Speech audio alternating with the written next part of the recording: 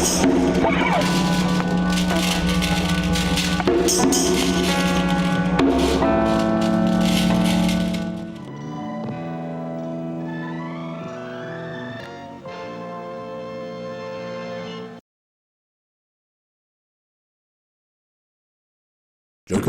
Joker, Joker, Joker, Joker, Joker, Joker, Joker, Joker. We regret to inform you that our regularly scheduled program will not be seen. Instead, we bring you the following special presentation. Please stand by.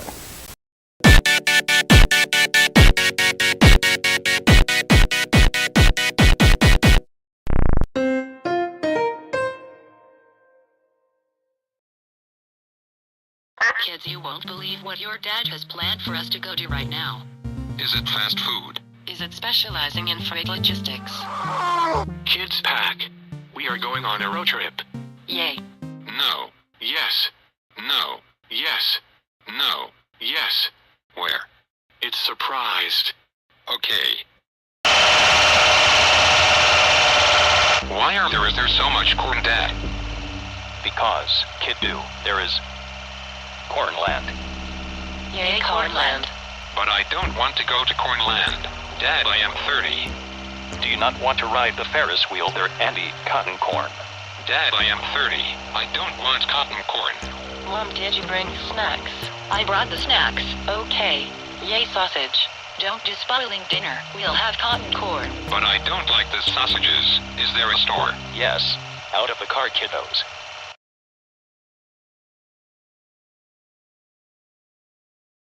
Hi, we are needing your pancakes. I have nothing. Okay. We can cite CB4 Cornland. Can it be a deer? Can. It's a deer. Can.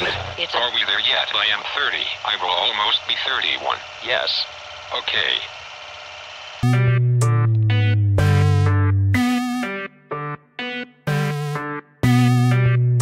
My wife. Tell the kids we are to be for us in a Cornland. Are we married? I am 30. Oh boy, a Ferris. Oh boy, a deer. And there is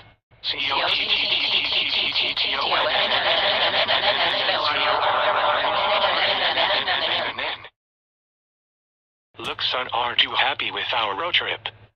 No, I am angry. I am soon to be 31, and you bring us to Cornland. Your father is in pain. I am, son. And you are 30. I get it. Thank you. Okay. Now are you to cotton corn? Yes. Because I am 31.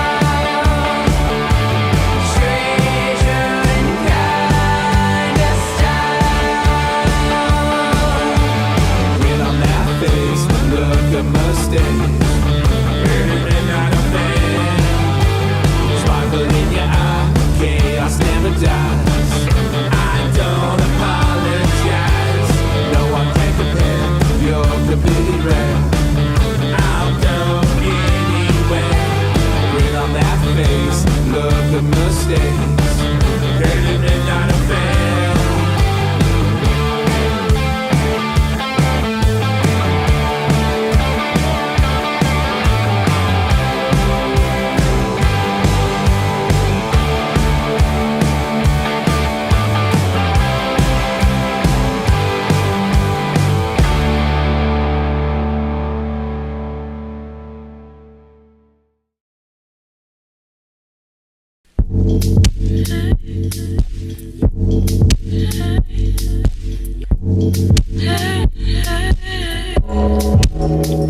No, I can't seem to get it. And in my mind, I'm ready.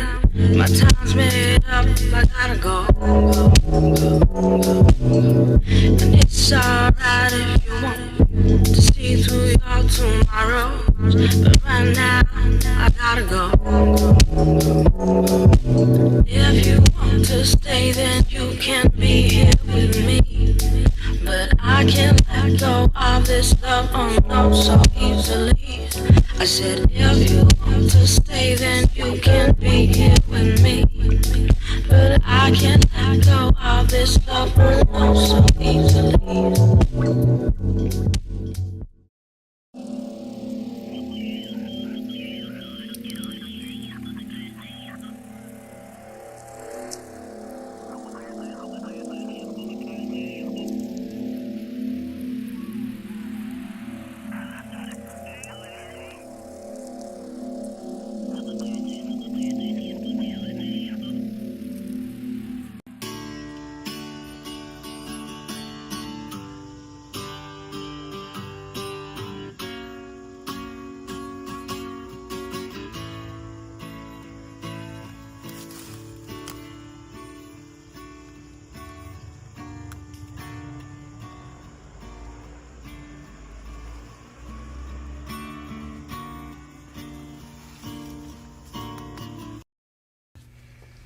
Hey, this is Jen Davidson, and I'm here today with Laura Wiggins and Jonathan Spencer.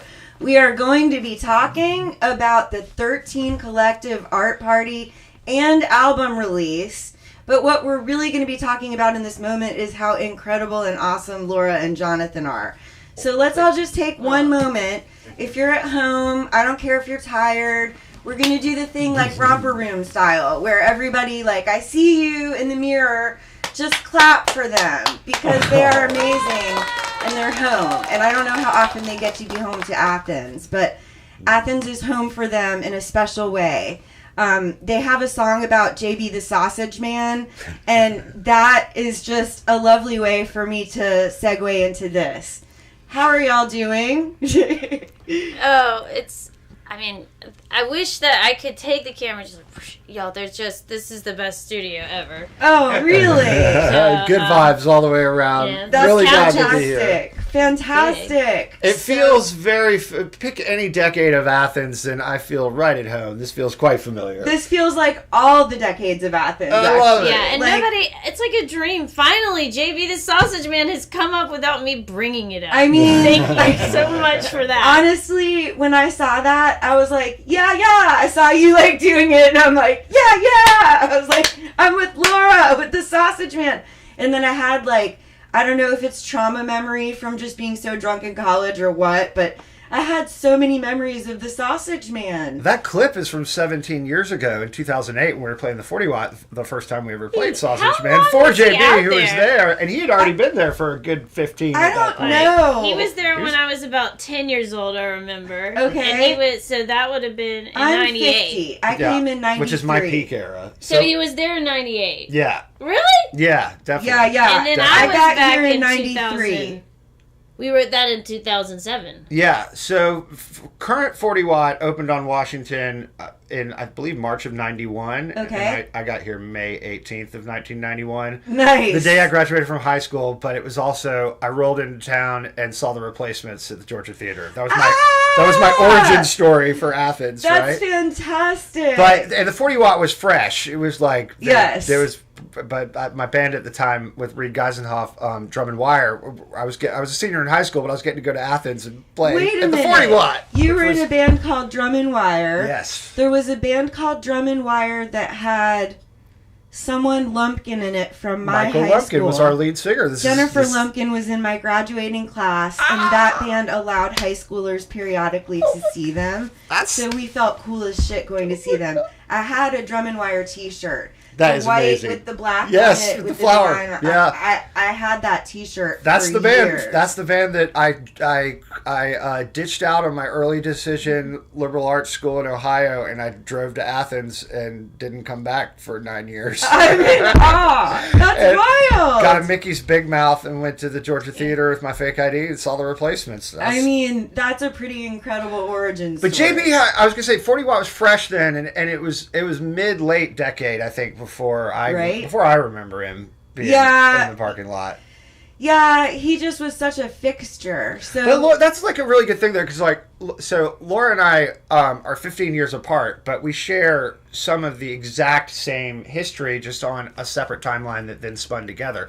Like phenomenal, multi-generational. She's the only person in the world that I share a dozen years of Athens and a dozen years of Los Angeles with. That's pretty incredible. And in my dreams, you know how people from different chapters of your dreams mix together and they don't really know each other in yes, real life? I know? do. Like you lived in Seattle 20 years ago? Yes. And so, but with Laura, every reference, whether it's my family or Los Angeles people or Athens people, she's like, oh yeah, of course, yeah, 100%. This is what best friendship is. So it's like a timeline weave. That's beautiful. That's beautiful that you have that opportunity to connect and share with someone. I have a friend that I've had for a long time, but that's besides the point. So that you guys know each other forever is incredible, especially from Georgia to Los Angeles.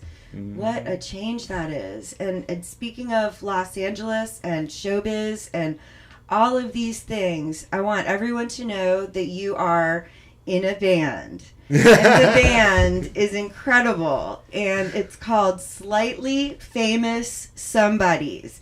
And you must look them up. They are incredible. I have listened to Just Poor. I have listened to segments, but not the entirety of the rock opera. I have listened to the Sausage Man song.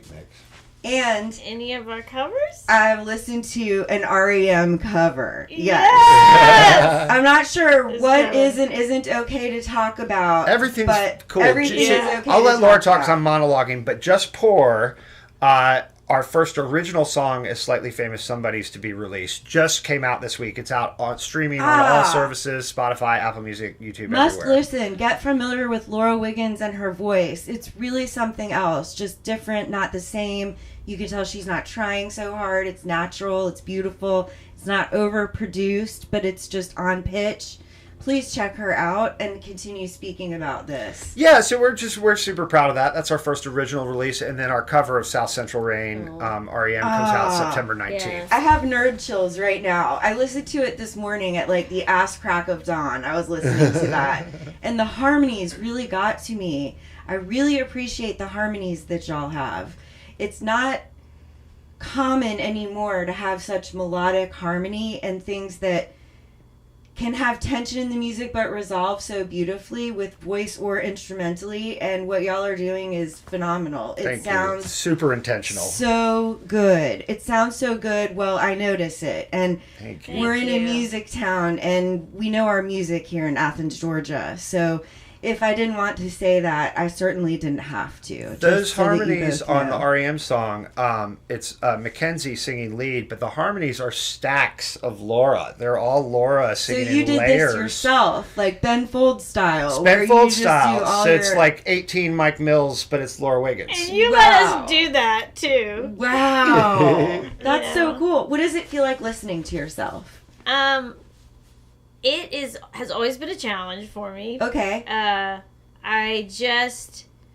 think I try really hard sometimes, and I'm like, what was that? But I think that's just like a musician thing. Possibly. It is. And you have to just sort of like, just chill and enjoy it. And that is what kind of started to happen when we started on our first song for Kevin Kenny's tribute album. Okay. And then, I just try to harmonize with everything, and he won't say no. If you're like, can we just do this? Can we try this? And I'm like, more. You can see Chris Byron in there being like, there's 300 tracks. Totally. We broke his hard drive last week with all our layers, and we're about to do it again tonight. So, I would never do that, but Jonathan's like, it'll be okay. He can handle it. I'm like, all right. The harmony, it has to happen. So a friend of mine said, you guys write prog rock led by women with lush harmonies, big psychedelic guitars, and music that gals would like. Which is like that and prog usually don't go together. I was about to say the dudes who I know, and notice I said the dudes. Yeah. The dudes who I know who are into prog don't fit that description. No line for the women's bathroom. Need that. Yeah. Yes, we need that. That's a niche that needs to be filled, and you're stepping up to the platform to fill this because we don't have it. So on the heart, yeah. I'm not sure if we do. I'm like, do we not? I mean, we got a lot of it in the B-52s, and but there's like another era of like what their songs and how they helped verbalize things that were not said. I guess that was like an earlier, but like in the 90s, 2000s, they would verbalize things that were not spoken out loud. Right. And it just now people go off script all the time, so you're like, what happened? And we're so educated, like master classes. Yeah. But it wasn't like that back then, Mm-hmm. Yeah, and Laura and I are such theater nerds at our core, right? So that's where the music and the acting comes together for us. And we're like, when I was 10 years old, I knew every word to Jesus Christ Superstar and would run around in my underoos screaming it. And, one day I'm going to write a rock opera! With no idea or talent or any, I didn't even know the major scale till I was like 30, And just look at that. Yeah, and now we're in the middle of a rock opera. Look at you now. We're in the middle of recording a rock opera. So the harmony layer thing is way crazy intentional to the point, and like you said with Masterclass and TikTok. So I'll be like emailing Laura at 3 a.m. I'll be like, okay, when we get back in the studio, we have to do a Beatles 2x3 like they do in Because, with 2 of you and 2 of Shelley and 2 of Mandy all stacked together in harmony, and then we have to do a serial Queen stack like Galileo Galileo, where all 3 of you sing in unison and then you sing the harmony.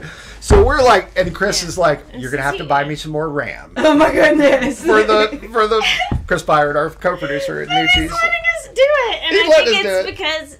I mean, I'm sure anyone would, but at the same time, it's like it's Nucci's space, I don't know. I have a lot of musician friends that are like, it's done, okay? Like, let's stop, But he's like... Yeah, I mean, one thing to think about is just saying yes to everything so far is working because the results are good. So if you're getting the results you like, just go backwards and keep that process going because it's coming out sounding incredible. What would really fuck with Chris really bad? Tell us. If I was we played like a Pink Floyd trick on him and we kept deleting each other's shit and I wish we could figure out. Are we going tonight and let's stage a fight? Should we stage a fight tonight? I don't think Should we do a 4-hour You can too. You can because this won't show. No one will know. We'll give each other the quiet treatment for 4 hours and he'll just be like, "What the fuck is happening with you guys? What is going on? Are we making a record still?" Oh no. No. Time is money. We got pretty melodies to sing on top of pretty melodies. We're in the where I tell people oh, this is the day 8 of 14 mix, so it's not done yet. And I'm like, length is done. We're just adding layers to it for the next week. Yes, we're adding pedal steel and Hammond and a choir and percussion and all the layers are coming on top now. Okay. Okay. It's the fun. It's the icing cake incredible. Fun time. Yeah. And it is a lot of the artists that I went and saw Hayride last night at Tuesday, and then we have Kevin Sweeney that was like, sure, I'll put this guitar lick down, and tell them about the movements. It's better from you than me. The what? The movements, the Walking Sweet movement. Which movement does Kevin Sweeney play on? Tell us about your movement. He plays movements. on the big dick movement. It is the big dick guitars, though. I'm like, it is the kind, even if I was playing that, I would be doing dick guitars. But you are playing it now, too. It just makes you do a so it doesn't matter. It just is that. It just has to be that way. We can't say what movie, but Laura just had an audition last week where she had to have a banana in her pants. Oh, really? Yeah, yes. No, I did. But it was only for Wayans Brothers. I was can't say that part. How comfortable were you with the banana in your pants, though? That's the question. How Me comfortable or her? were you? Did both of you have a banana? I was too proud of it, I think. I was like, I'm going to do this as my choice for my slate. And that's but that might be exactly what they're looking for. Proud Banana is like an essence. Proud Banana. There's a joie de vivre. It's in the universe now. That's not ready yet. Proud Banana. Not ready yet. Should be taking notes. The urgency of the Proud Banana that's not ready yet. The Proud Banana. Anyways, I was proud of myself just because old me would be like, don't do that. It's a chance. Don't do that. But now, when you get in your 30s, I thought I am already like learning about the We Do Not Care Club. I'm like, I'm going to be in that. But now we have the We're Not Ready Club. So I'm not ready for the We Do Not Care Club, but I'm, what was the point? Oh, we got NSBR too. Yeah, but what were you saying about the... Oh, the banana? No. Oh, but the banana. But anyways, not I wouldn't have done caring, that. about not caring, whereas we like, used I to still care. I'm still, I'm like, there's an aspect of it that bothers, like, you always have that, like, argument in your head that doesn't matter, but it still bothers you. But the thing is, imagine if it works out for you exactly the way you want it to, and you are truly your authentic self. If it doesn't, can you just say that again? Because that's freaking beautiful. Thank you. Imagine if it works out exactly the way that you want it to, because you were truly your authentic self. I love that. Thank you. Even if it doesn't, absolutely. I guess getting to the point in life where I'm just gonna let that be, and if it keeps not working and not working and not working, I'm not gonna let it. Like, it always hurts, you know. I'm like, that's where a day job. I'm like sort of a breath of fresh air, because it's just people telling me what to do and just like, I can do that, you know. Right. But expressing yourself all the time and your perspective gives people a lot of information about what you think, you know. Yeah, it sure does. And if you don't know how to I can't really do the long con, so the long con, you know, I just like short, you know. We did a dozen years of that in LA, so I can't keep up with this. I like all of y'all. Your sincerity shines through. You don't come in here feeling like Hollywood. You come in here feeling like Athens. You feel like buddies that I would be shoulder to shoulder with in a concert. Thank you. You feel like, as you are, which we also can talk about, co-artists in a show that we're having tomorrow night, of all things, which will be tonight as you're watching this show, called the 13 Collective. And this is part of what you're going to do, is you're going to perform as slightly famous somebodies. Slightly fewer slightly famous slightly fewer slightly famous somebodies. Right. We've been playing around with different bar names. Names. Slightly... Fewer. Less. Slightly, but we're not less, we're fewer, right? Fewer, right. But there's not to get up grammar-y, but, you know. Right. You know, we're not unfamatized. We're not unfamatized. We're still bringing the slight fame. You're still bringing the slight fame. The fame is not reduced, It's really. fewer somebodies, not... Correct. That not is correct. Less fame. We should reorder the words. Fewer somebodies. Make it just somebodies. We'll have to translate that into French where the adjectives flip to the other side. Somebody else, slightly more than slightly. Yeah. So you're always somebody, you know? Like you're always somebody. Everybody's somebody. Amen. Everybody is somebody. Amen. And speaking of that, as you are somebodies, how can people follow the two of you on social media so that they are able to keep up with all these cool things that you're doing, past, future, and present? Yeah, I'm most active on my Instagram, and then kind of secondly on the Real Laura Slade Wiggins fan page. Okay. And then my Facebook page, you're not, like, I have to prove everything on that one, just because, like, I need people to understand my humor on there, because I'm like, I do not need to be taken out of context. That's exactly right. So, you don't need strangers there. That's how I feel. But Not Ready Club only members. Yes, Not Ready Club. You gotta be in the Not Ready Club. You're too impulsive. You're like, you can't, it's too... If I'm gonna be real, you know, if I'm gonna put more than dopa beans out there, then I think I need to, like, watch carefully for some reason. Pretty carefully. We were doing the thing I've been doing since I was 13, where you late night come up with fake band names and fake song titles and fake album names. And you end up with a really long list of... Of course.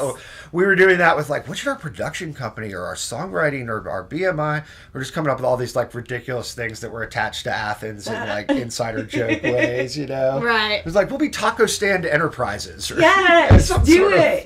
Do it. Look at Vision Video. Yeah, Vision Video, the band. Vision Video. I don't know if people remember. Yeah. If you're not old enough to remember, there was actually...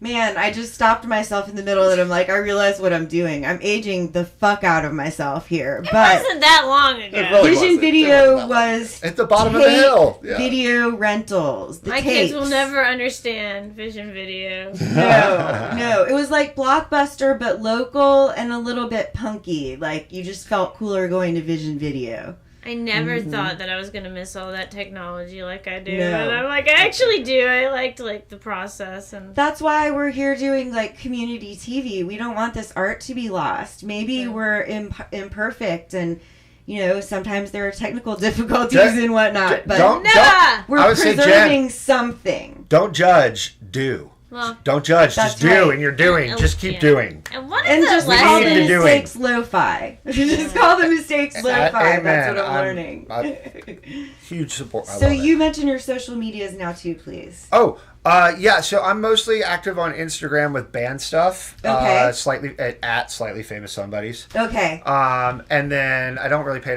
attention to my personal page on Instagram, but I am on Facebook. Okay. A lot.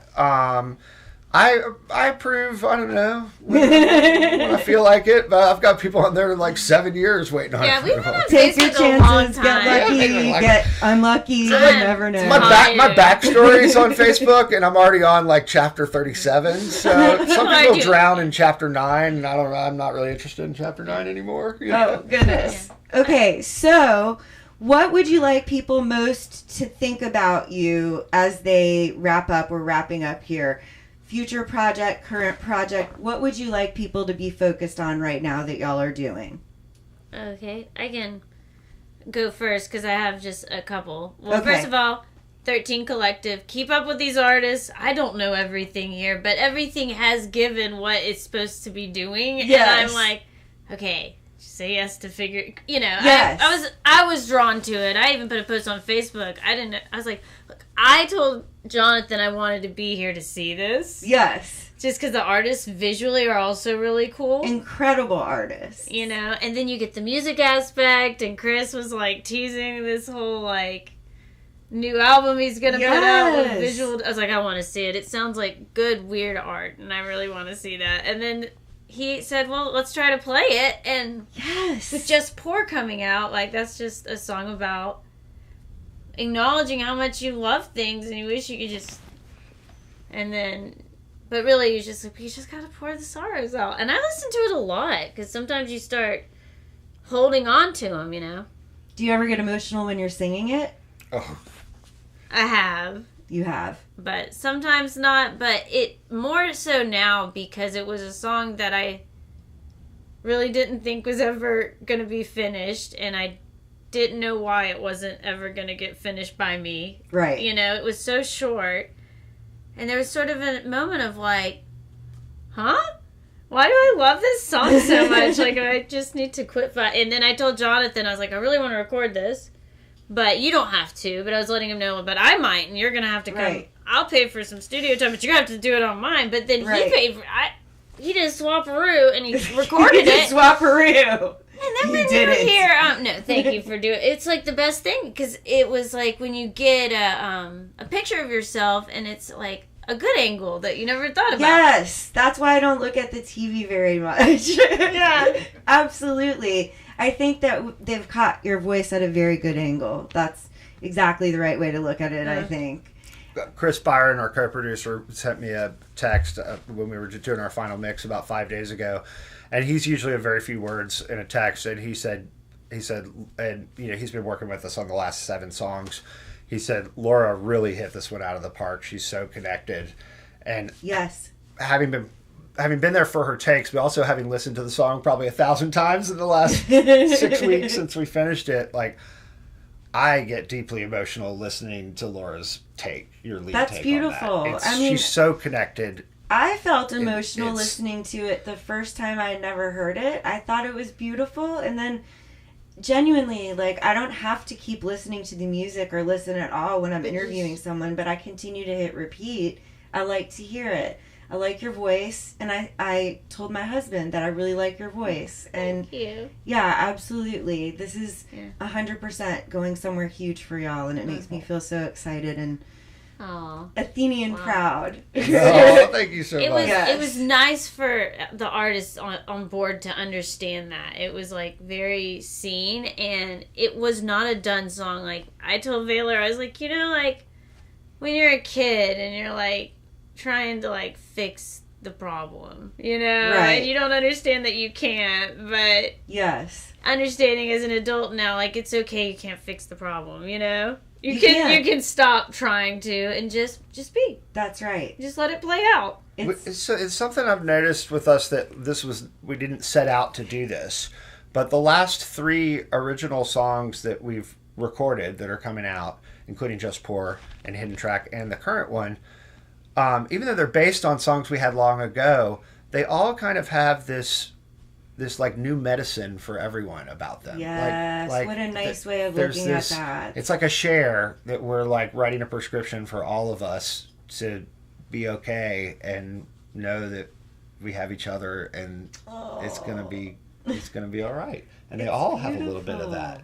So even the songs that go deep with, like, they may on the surface feel sorrow or regretful, right? They're all connected to the person moving through the sorrow. Right. That's pretty incredible. So even the rock opera has you had it all along, you're coming home, but your journey, you're already here. Jersey's Kids. The rock opera was just getting fun when the piece was, and I was like, I heard the chopper sound, right? And then it became like a little bit longer, and then it was finished. The bells went, and I was like, more. I have to wait at least 8 days. At least 8 days. So you have one fan who's counting down. You know that much at least. My friend who previewed it, he said, you and Laura have written like a girly pop rock opera backed by Pink Floyd. I said, yeah, that's good. Yeah, that's exactly what like, sure. Yeah.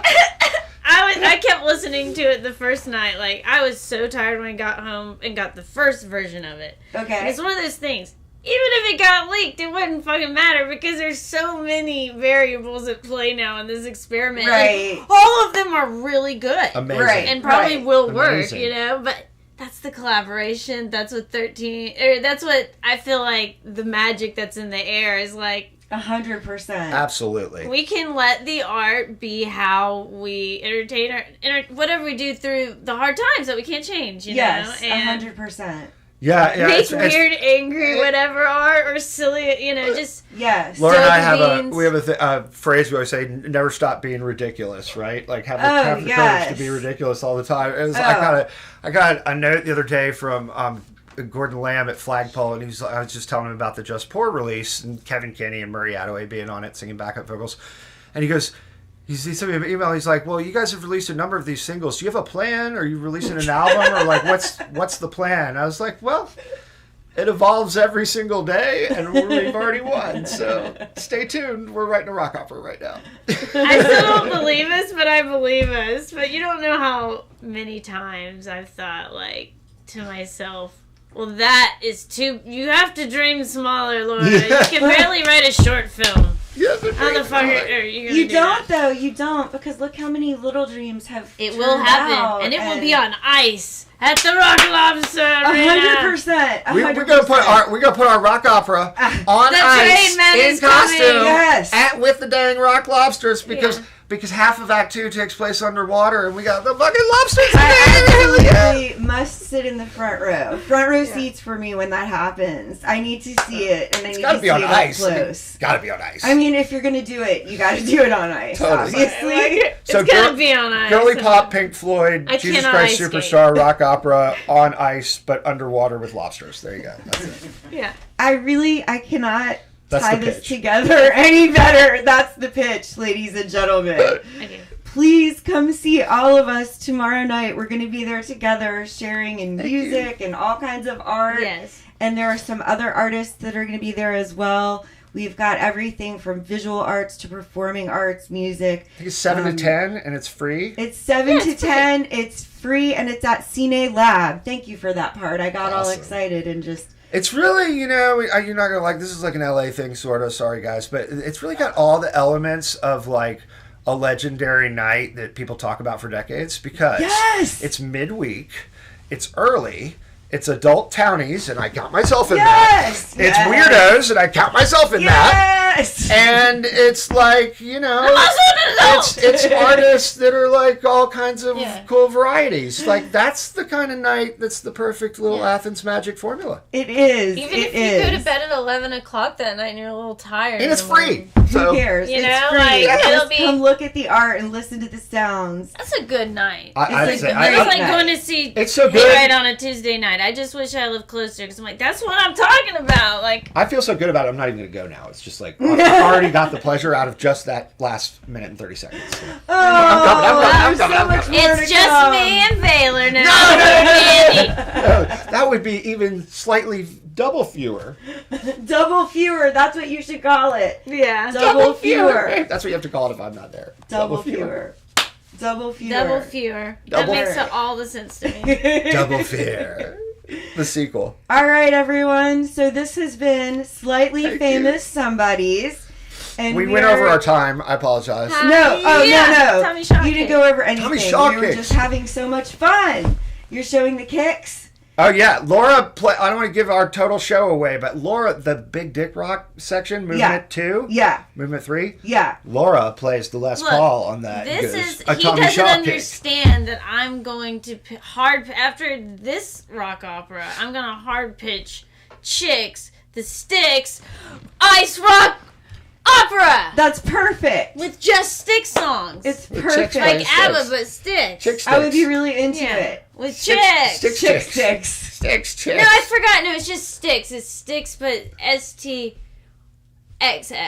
Not 3X. But I have some problematic things with that. You gotta be careful. The 3X, people get confused. Yeah. Not the 3X, it's double X. But I'm like, we can't talk about chromosomes anymore. It's stupid. But it used to be like a funny, like, fact of like nerd language. And I'm like, never mind. Fuck chromosomes. I was like, it's all about chromosomes. Chicks on Ice. It's all about Chicks on Ice. You heard it here first, by the way. When Chicks on Ice blows up, you'll be like, man, JOKERJOKERtv covered that before it was even a thing. That would be the origin story of Chicks on Ice. But you already thought of it before. But so. That's what's going to bring them back together. Dennis DeYoung will come back from Canada and join forces with Tommy Shaw, and they will do May it be so. Mr. Roboto. May it be so. May it be collaboration. So. The only time light sensitivity has broken up a band. I have light sensitivity, I can't tour. Well, all right, fuck it. We won't tour then. This is the future. We can figure out how to integrate him. I'm like, we will be a part of it. I am watching it. I did bring an elaborate 1983 Dennis DeYoung style bow tie to wear for the show tomorrow night.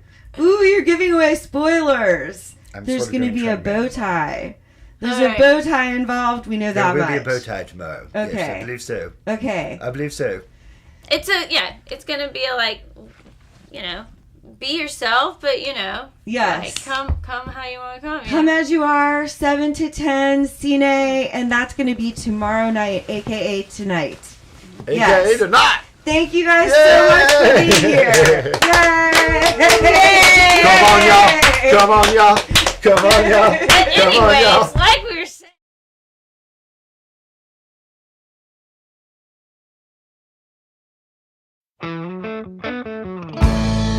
Baby, I know where you're going. We've seen trouble along the way. I've got one last chance to leave you now, but it's easier to stay. I've got nowhere left to leave, you know.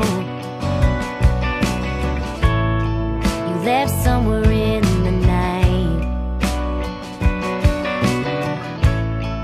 Got one last chance to leave you smiling. change your mind. Just know, I know you're set in stone. You're gonna wind up on your own when you finally get your way. In this world, you know you played your part when you played it from your heart for all it had to see.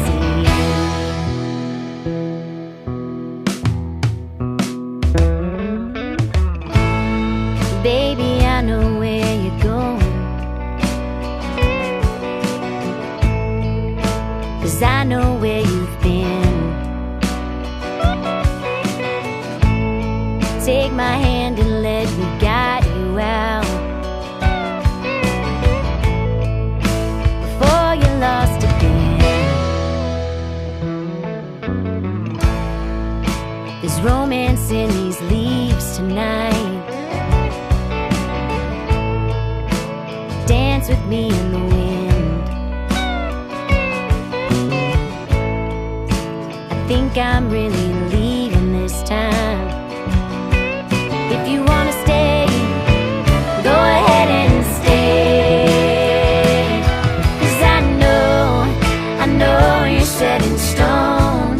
You're gonna wind up on your own when you finally find a way. In this world, you know you played your part. You sing it from your heart, but you're good at changing your ways.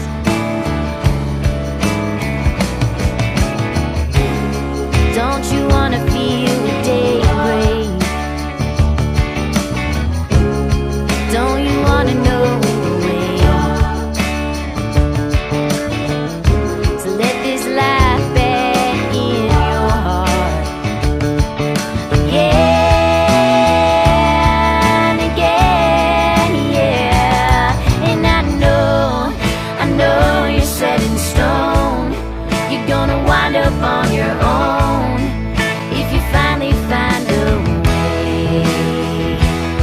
In this world, I know you played your part when you sang it from your heart, but you gotta change your ways.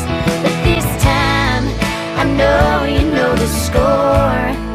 Was it really such a chore to love me all the way? And I know we're set in stone. We're gonna wind up on our own if we ever find our way.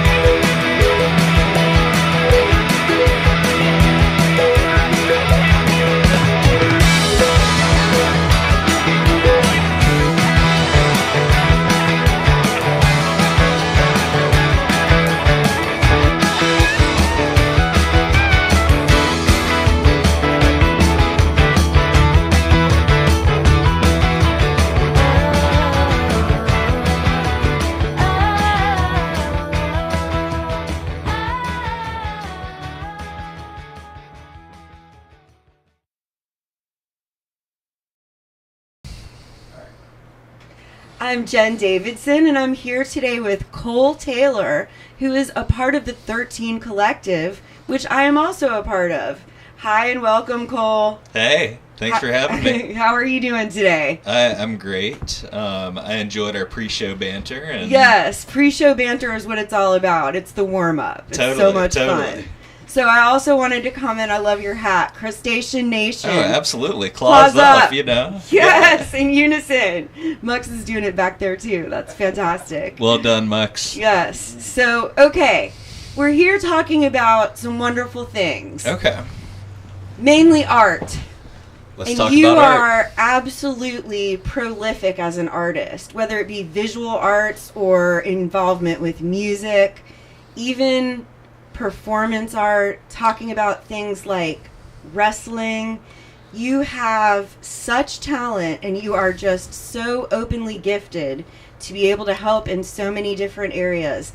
I'd like to just leave this one open and ask, what kind of art would you like to talk about with me for a moment? Wow, that's really deep, and I really appreciate that. I guess I'm just now kind of in the past 3 or 4 years really accepting myself as an artist. It's hard. It's very, very difficult. Absolutely. I'm struggling with this too. Lindsay keeps reminding me that I need to not be so bad with the self-efficacy. It's really bad. Well, I always worked in music, and I mean, I played music, but I viewed myself as a tour manager, and right. And that was extraordinarily valuable, and it kind of taught me how to create art, really, just on a bigger scale. Absolutely. And when I got off the road, I started Classic City Wrestling, and that was where I really kind of leaned into, like, from a business sense, like, this whole thing was art, and then I could lean into the actual art itself of Classic City Wrestling, and like the true art of it was creating a movement itself and something that was very unique and very special, and that was art to me. But truthfully, in a dramatic accident I had while ring announcing at Classic City Wrestling. Wow. That's your cue to chuckle there. Wow. I jumped off the 40-watt stage and blew my knee out. I tore my ACL and my meniscus, ouch. And there's a little fracture there, but the fracture wasn't even the big part. At that time, I was just kind of just hanging out on the sofa because that's all I could do. Right. And I started painting rocks. And I had no idea that I was a visual artist at all. Like, I just started doing it, and it was just for fun, and I fell in love, and and now kind of in the past year, like, I've grown in that regard, and it's like, well, shit, I guess, you know, between all the things, you know, I guess I am an artist. But so you saying those kind words to me, that's very sweet, and I'm very touched, but I'm just kind of learning to see that myself, so. Well, I hope I can help you see it by validating it on television, no less. I feel so goofy. Yes. And that's not made up, that's not bullshit, it's nothing like that, it's the truth, or I wouldn't say it. No, here we are. Absolutely believe in you and your artwork, and I think that what you're doing on all levels is pretty incredible. I appreciate it, and I say, like, kind of like what I'm doing in the sense of, like, this whole thing right here, this studio right here, this beautiful forest that we're sitting in with comfortable furniture and microphones. And it's green everywhere. It's green everywhere on multiple levels. Like, that's art too. Like, all of this, what we're doing is art and serving 100%. Community. Community is a big part of it, and Classic City Wrestling has a pretty dedicated fan base and a community around it that's almost, without being cheeseball, it's almost a little like a family, isn't it? It's the coolest thing in the world. It's the absolute coolest thing in the world. You have a lot of good people around you. Absolutely. It's very special. So, you mentioned that you were painting rocks. Mm-hmm. I've painted rocks before, too. I really liked the weight of the rock in my hand. Absolutely. And it was weirdly soothing and calming to hold these smooth rocks in my hand. Yeah. And I just repetitively painted hearts on them. Oh, cool. And I painted on the back, a heavy heart still holds love. Oh, that's beautiful. we had just had a community situation, an election that was upsetting to a lot of people in the neighborhood, and I have a box outside of my house that says free art, please take one. And I fill it with things sometimes, and during that time I put the rocks out there, and I wanted to share that with you. That's beautiful. The rock painting, and that's how it started, but it expanded with you to larger scale pieces, and I was wondering if you could tell me a little more about that angle of art that you're working on. You know, I try not to overthink things. I try to just do what feels natural. Sure. So I can't like point at this exact time when things happened for me. Right. Where I'm like, I'm making this transition. Right. Because I'm still make rocks, but less of it now. Right. I got really into, folk art is what interests me the most in the visual art aspects, and I got into Finster because everybody does. Of course. And like Finster did the cutouts, and then I got into Black Cat Tips based out of Atlanta. I just started following. He's amazing.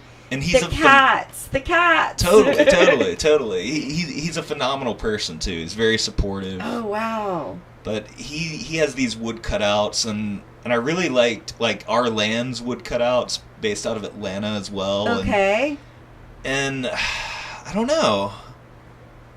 I got myself a saw, and you started to figure things out. Yeah. So you're self-taught. Self-taught, yeah.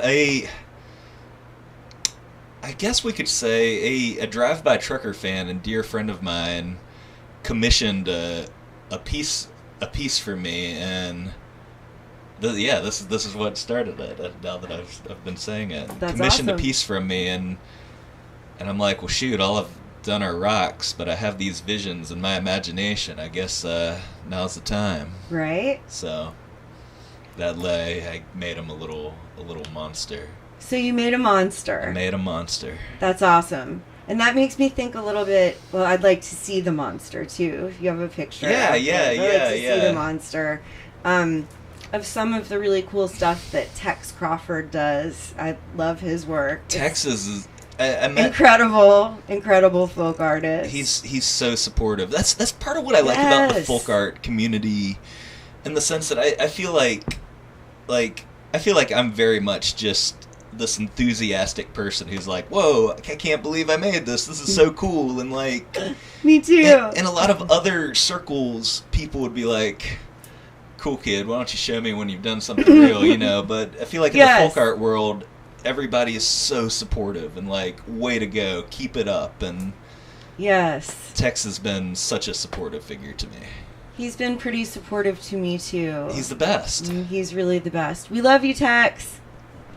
I like that we look over there to say, I look over there as if that is the Tex. Yeah. Hi, Tex. Tex doesn't know we're talking about him. I mean, he will in a little bit. Yeah, we'll tell him later.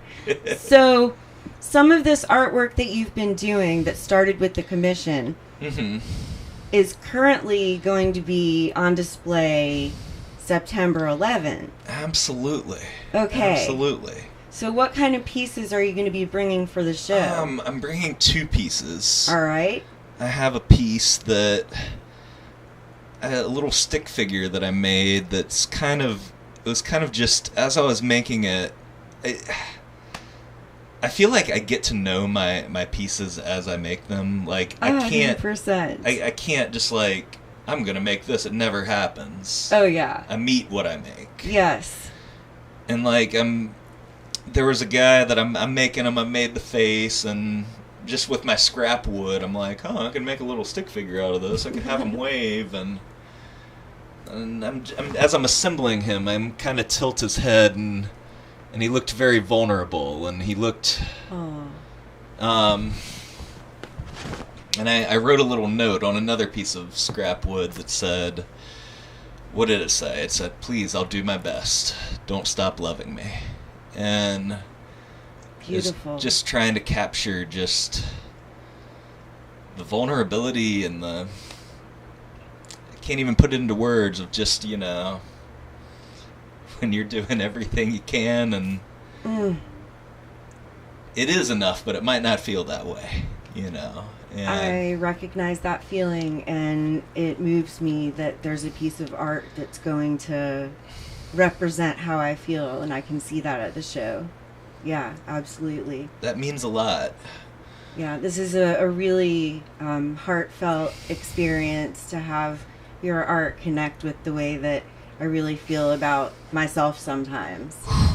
Yeah, the way I feel about myself sometimes, and you've represented it in your art. And I think... How so?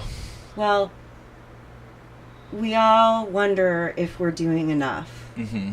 And I think so many of us fail to recognize that just by being here, we are enough. Right. And so we busy ourselves with this side quest of how can we be enough? Mm-hmm. And we're missing the forest for the trees that we are already enough. And the pleas, the pleading, just, you know, please love me anyway. Yeah. Really, Yeah. just please love me sitting here. If I do a great job with the interview, if I do a piss poor job with the interview, please, people of Athens, love me anyway. And they do. That's the thing, is what you're describing about the folk art community is the art community and just our greater community. Mm-hmm. We're in this Athens, Georgia, bohemian for pocket. sure. Athens, Absolutely. Georgia. Absolutely. We're very lucky to be insulated here because the rest of Georgia doesn't get this magic the way that we do. When I was in my early 20s, I turned 41 in a couple days, so... Happy birthday. Thank you. Let me be the earliest and the first to say happy birthday. You very much are.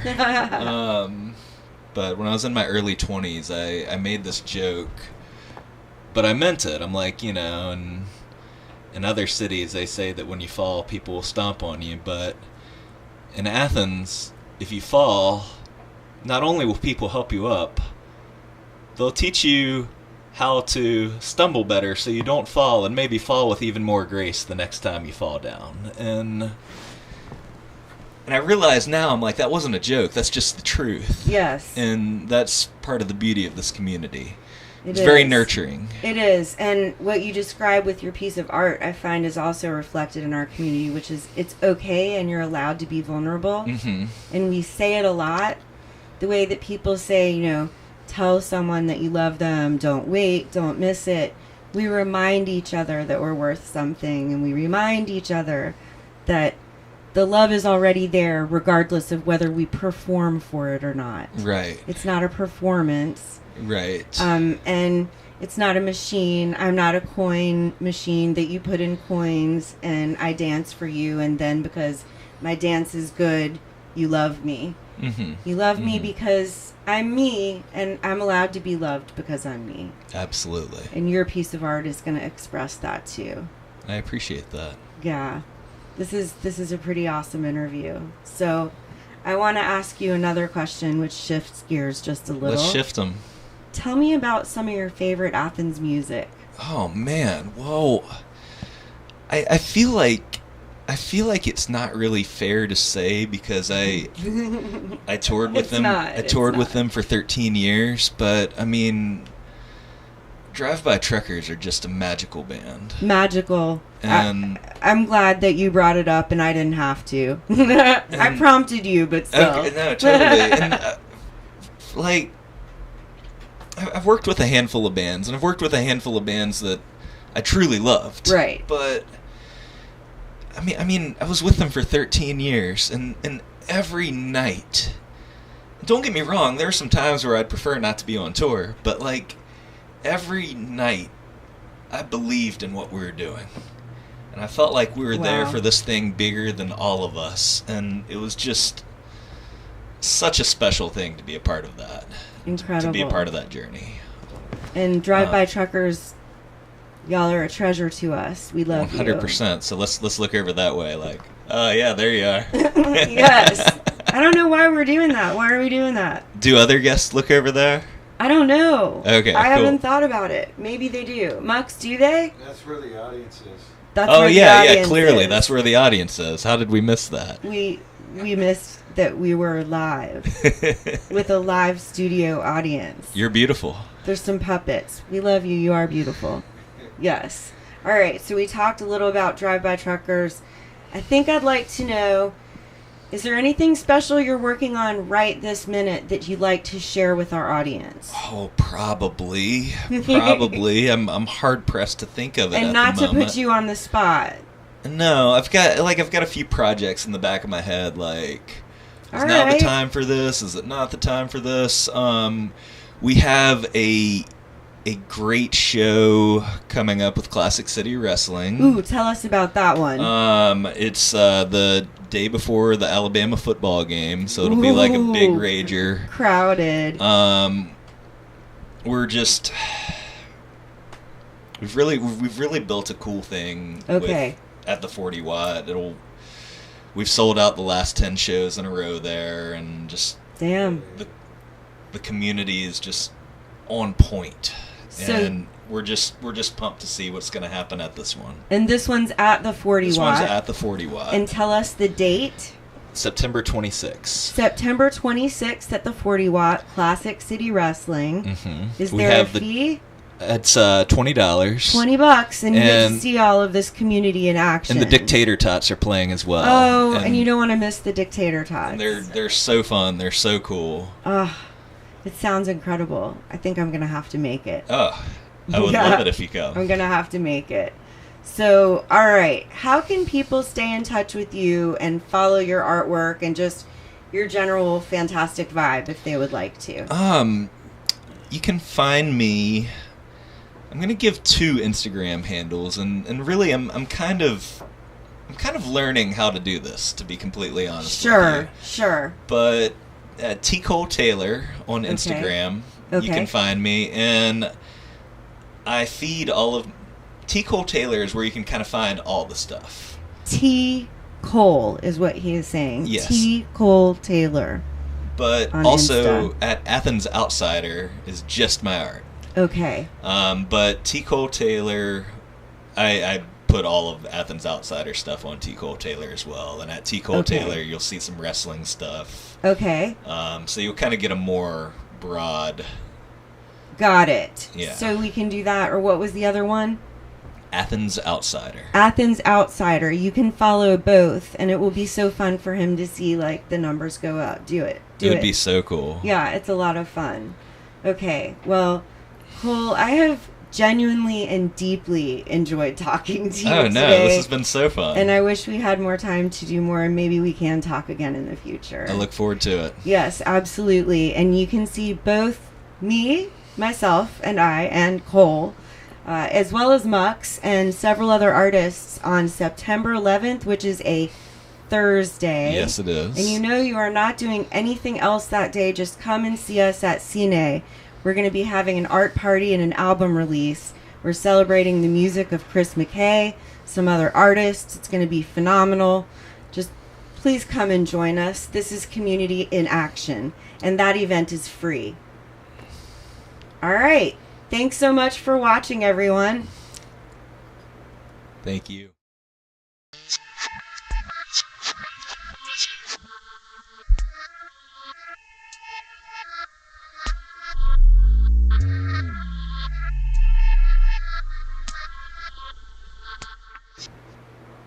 Hi, this is Jen Davidson, and I'm here today with Lisa Freeman, who, like me, is part of the 13 Collective. We are going to be having an art party, and we are also going to be having an album release. That's September 11th, and we hope you'll make it there with us at Cine Lab. Hi, Lisa. Hello, Jen. How are you doing today? I'm doing well. Fantastic. That's great to hear. Now, let me just start by asking, what attracts you to this collective? What attracted me, it was really Chris kind of pulling me into it. Sure. He was very adamant. He and I always hit it off. Right. We seemed to just kind of connect. There's no explaining that, I guess. Absolutely. So it was more, because sometimes I don't always see where I fit in when it comes to a group. I can make sense of that. I feel like I'm on the out, and so I don't see it. So he saw it. So That's hopefully relatable. It'll all mesh. I don't know. I think that we see. will. I feel similarly, and I appreciate you sharing that, because I also feel sometimes a little like an outsider when there's a group, and I appreciate being included, and I keep mentioning how much I appreciate being included. Yeah. Never thinking about that I might contribute a value or people Right. recognize me We don't see our that own way. value, do Right. we? So the collective is helping me with that. I say the collective like it's the Borg from Star Trek, but it's not. It's not.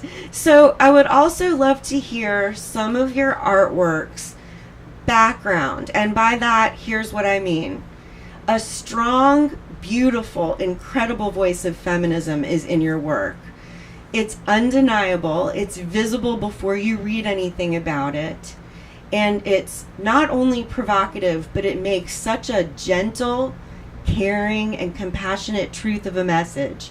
I'd like to know what got you in this direction with your artwork, not painting flowers and daisies and leaving it at that. Oh, yes. I've always avoided the Okefenokee swamp paintings. Sure. Or any of the way I've always have approached it is that I have a limited amount of time, and so I want to use it with the things that I need to speak about. Fair. Very fair. So I let it lead me. I don't always know where it's going to take me.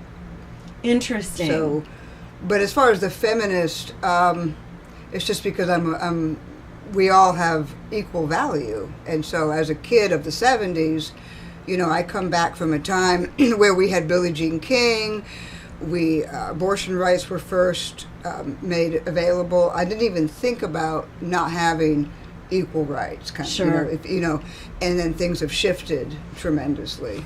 But it really wasn't that long during that time. I mean, I was born in 65. Right. So I was 10 in 1975. Sure. So I'm just like right there in the middle, and I always wanted to be a boy. Understood. But it was because I felt like they had more opportunity, or they could play more easily. Sure. Does that make, I don't know.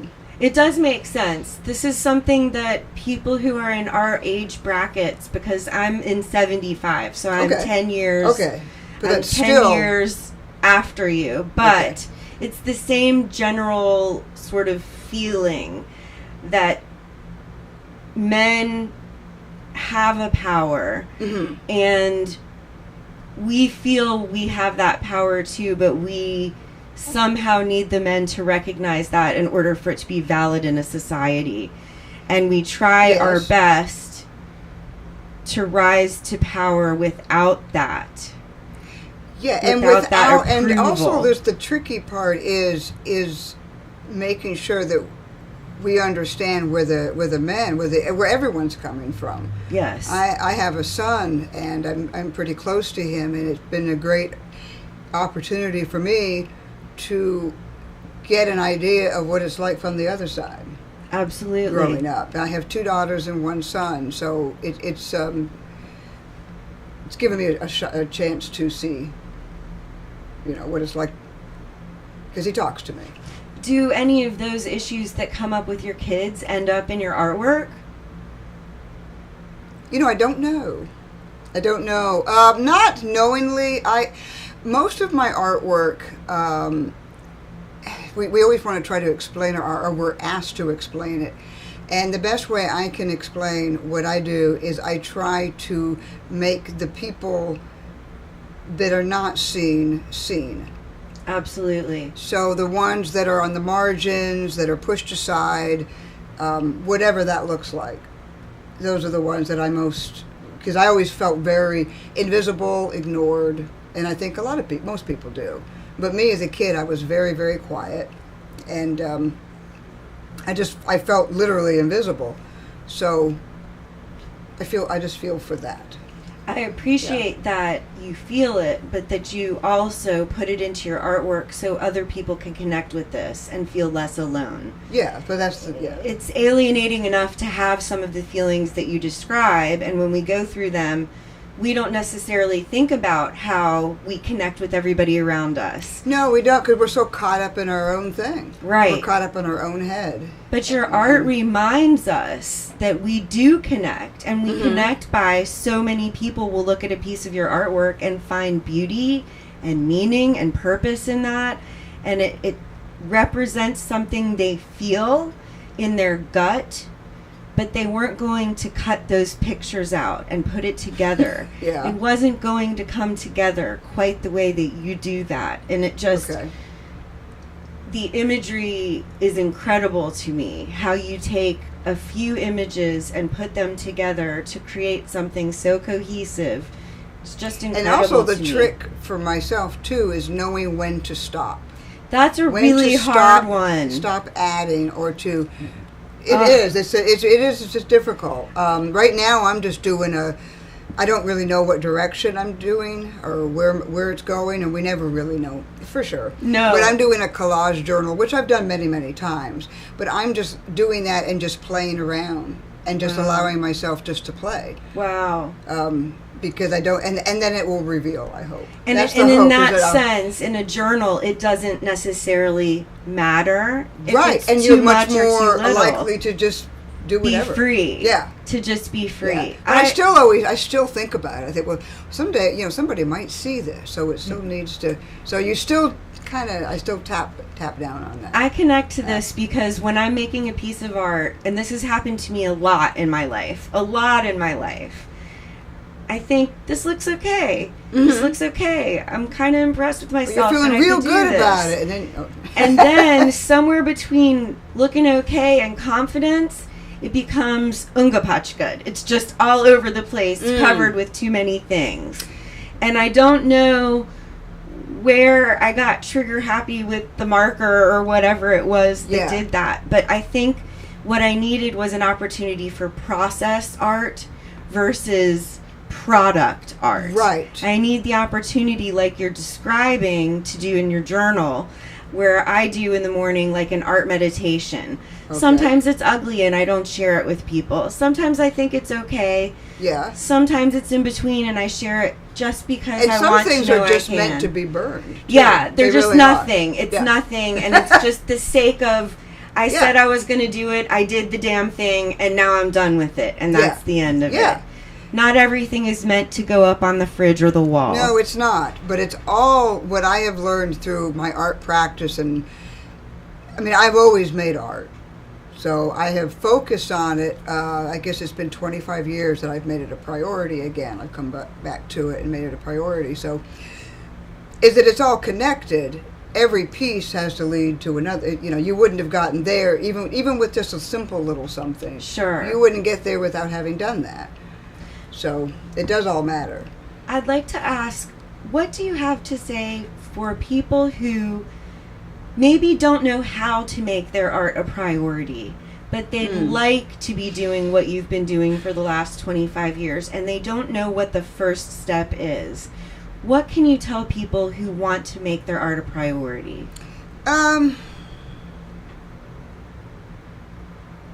Well, you need to carve out your own space, even if it's just a space that you have to put away at the end of whatever session, but you have to have something that is just yours. Just yours. Just yours. Even if like I say, even if you pack it up, a desk, it doesn't matter. And what I did in my home was I took over a corner of the kitchen, and I began, because I wanted to paint. That was what I was drawn to do at that time, and I felt like that's what I needed to do. So I took over a corner of the kitchen, but then that became too small for me, and I had the ability we had an outbuilding that my husband had built, and it was a shed, and it didn't have any electricity or anything, but I ran an extension cord from the house to that, and that was the heat and the lights. And that way it gave me, I didn't feel like I was being watched, because the corner of the kitchen, I was still somewhat available to my kids. Oh yeah, and older, it's the centerpiece of the home. Yeah. I mean, it was tucked away. It wasn't really the center of the home, but nonetheless, I was still in the home, so I needed to be able to get out, and that's where I kind of really began starting. So you thrive in your own creative space. Yes, physical, yeah, I need literal space. Yes, we're talking yeah, I do. about. But like people that do art, like they do it on the street, and they do. I don't know how you do that. I don't like people watching me. I need to be able to. Yeah. Yes, I think that's great advice. It just depends on the person. I think that's great advice to create a space. I sometimes create a space on the coffee table, and that's a space where... Right, but that's the space. I have to share that space with my husband and animals and other people, and I do clear it off, like you're talking about, but that's the coffee table, and that's where I like to be to do sculpting sometimes. Okay, well, that's great. It's just a place I enjoy. See, I used to spread out on the floor, and I would do it that way. Yes. But... That's for painting. That was for the collage, actually. I began doing the collage because I looked at the collage as not a serious thing, and I was able to just play around with it at the beginning. I didn't take it seriously, but it has informed and moved on from there. I always considered painting as this epitome of what art is. Sure. And so I had a lot to learn. We all have a lot to learn. I've been talking with some pretty incredible artists like Lindsay Swan and Amanda McKay about painting and things like that, and it's almost intimidating. They're just so skilled. They're so skilled. It's beautiful. And you keep playing. You keep playing around with it, and that's what I've learned. Just to keep. And I don't stay in one medium. I switch around and I keep it fresh. And that helps your creativity to continue to flow. It does. And you don't get bored with one thing either. But that helps. Like if I'm feeling stale. But no matter what I'm working in, what medium, if I'm doing assemblage, collage, inking, whatever that is, I always miss the other stuff. I always miss because you can't replace how it feels to put paint on canvas. Absolutely. You can't. Absolutely. And it's the same, but even though I miss it, I try to be present with what I'm doing at that time. But that's really thoughtful of you while you're making art, to be that cognizant of your own process. Sometimes I'm just like, I feel like it, and I'll make art, and sometimes I'm like, I don't feel like it, and I have all the art things set out, but I'm not going to use them. And that's, I think, as far as what you're going back to, people making it a priority, you make it a priority. Yes. You don't, there are days I don't want to do any of it. Right. I don't, but I always do it. I do something every day. Something, or otherwise I don't feel okay.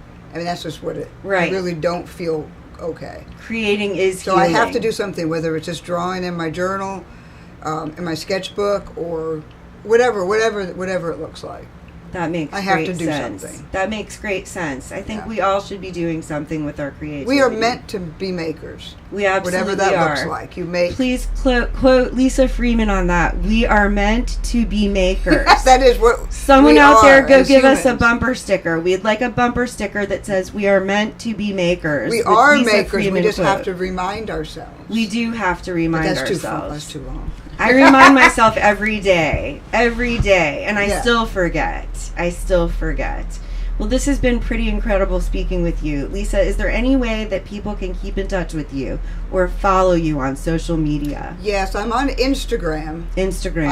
I used to be on Facebook, and if anybody follows me on Facebook, please unfollow, because somebody took over that account. And you got hacked. Right, and then I was disabled because of some art that I put up. I was able to retrieve it. So if it's still floating around, it's not me posting. So anyway, I'm on Instagram, Blue Sky, and then Threads, which is through Instagram. Okay, perfect. Yeah. And are you Lisa Freeman there? Is that what you are? It's Freeman /Lisa. Okay. Yeah. Freeman _ Lisa is how you find her on Insta and Threads, and possibly on Blue Sky as well. Yeah. Yes? Yes. I've thoroughly enjoyed speaking with you about your art, and I wish we had more time to do that. Well, thank you. I also would like to just add before we wrap up, I'm really grateful that you're in this group. I think you're wonderful, and this has just been eye-opening, and I appreciate you getting to know me. Well, thank you, Jen. Really. Absolutely. Sincerely. Okay, thanks, everyone, and we hope we'll see you. You really ought to just be, since this is airing at a time when when the show is probably going on, you should probably be putting down your phone and coming to Cine right now to hang out with us, because we're there, dude. We're there. We're ready for you. Where is my phone? Oh. Bye-bye. Thank you, everyone.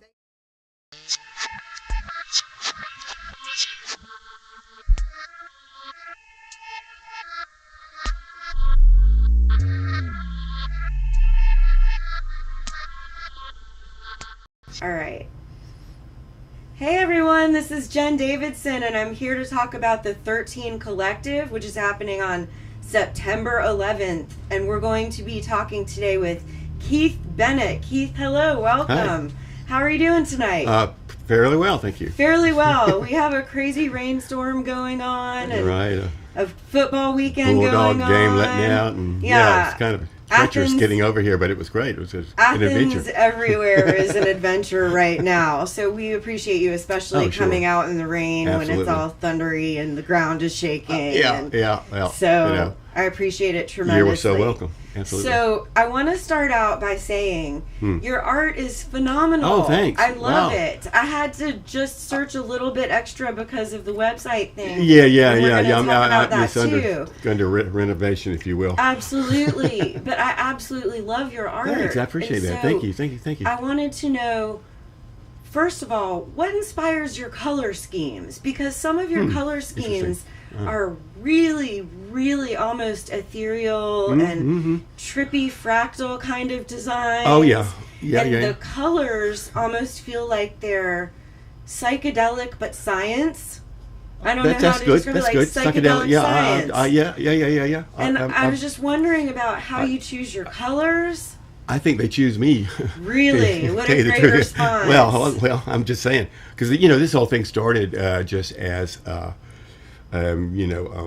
self-therapy, if you will. Absolutely. Because I had a real job for a long time. Sure. And I for 30 years or whatever, and then went into freelancing and stuff after that, and then anyway, with the laptop, with the computer, I was at first a little hesitant about Photoshop and some of this stuff, but I was an art director at an ad agency, had to get into it.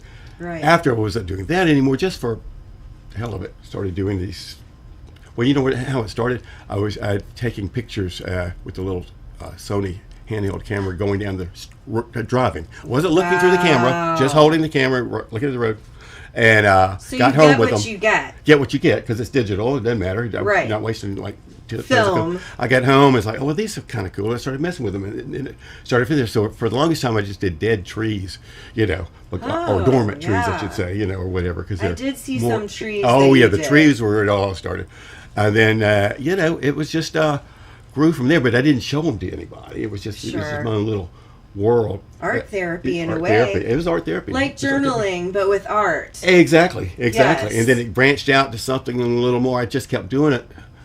And then, I was a drawing and painting major at UGA up until a certain point where I wasn't. I went into graphic design, and then and ended up in advertising just by sheer one thing led to another.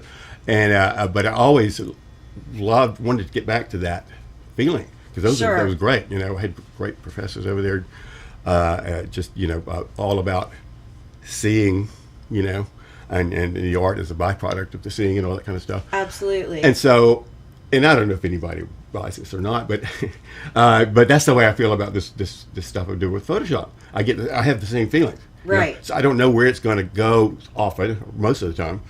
Playing, pushing, pulling, lots of layers, and it just grows.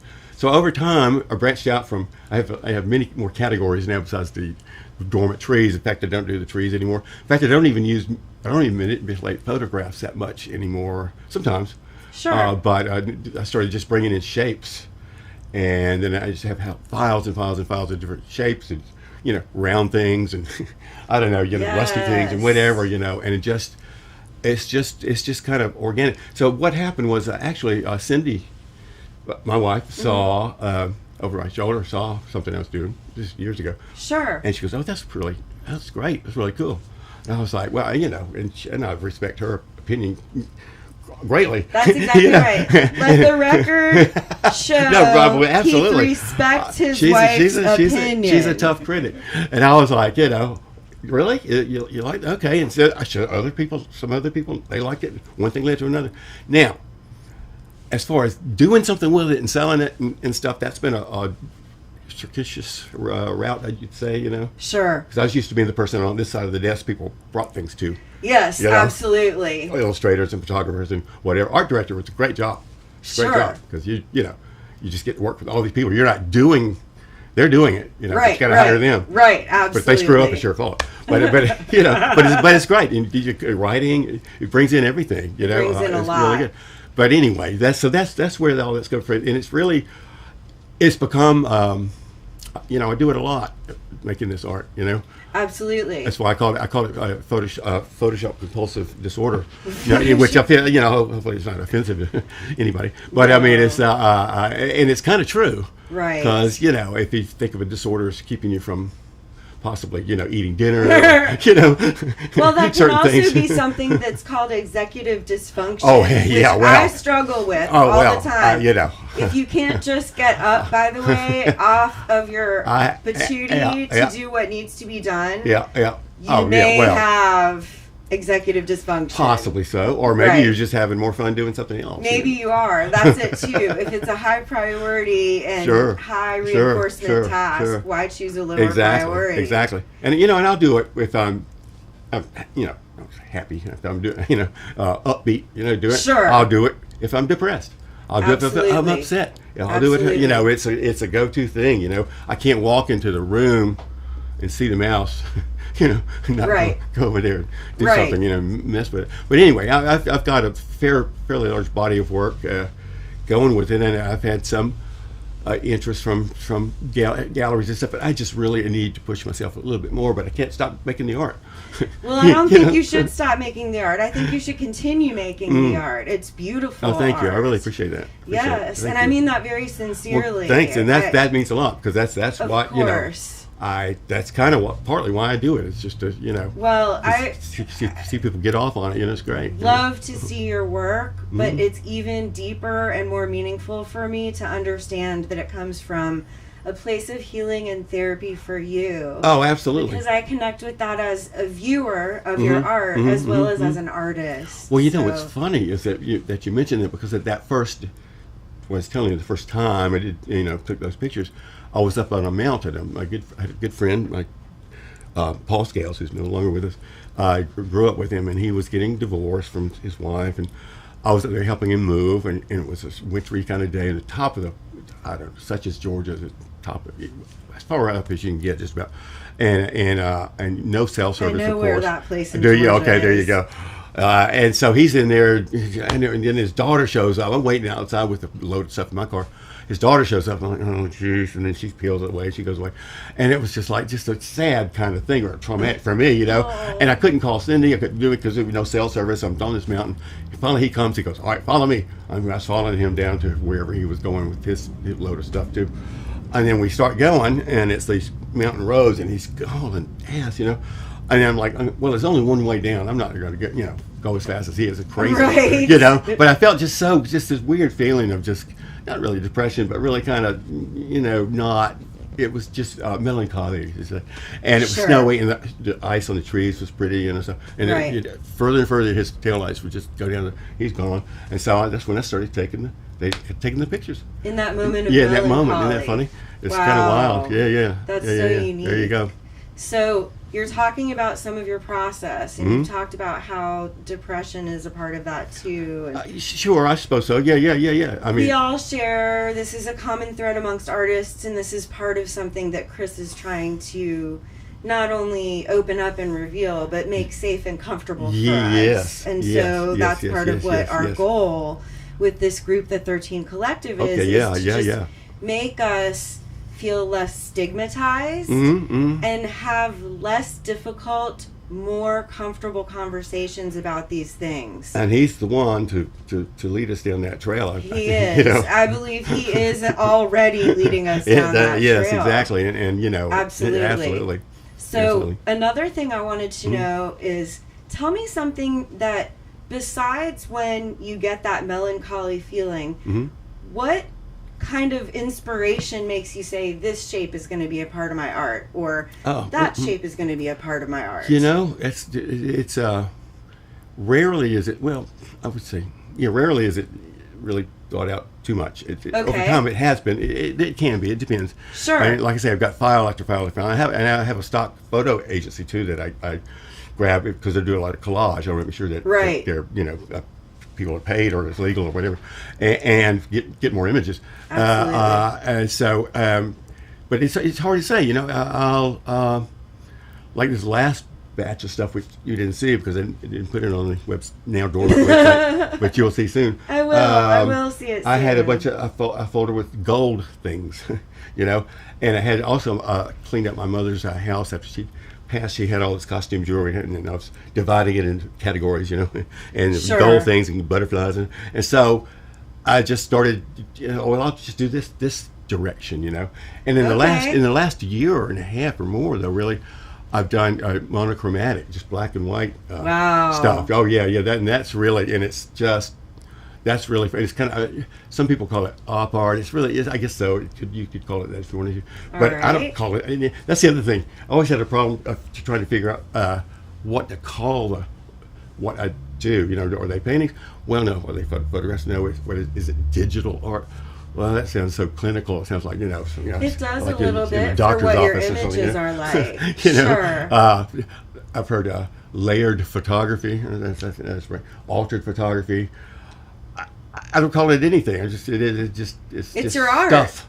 It's your stuff. It's your stuff. You know? Man. It's your art. And sometimes I've had some shows down in Madison, Georgia.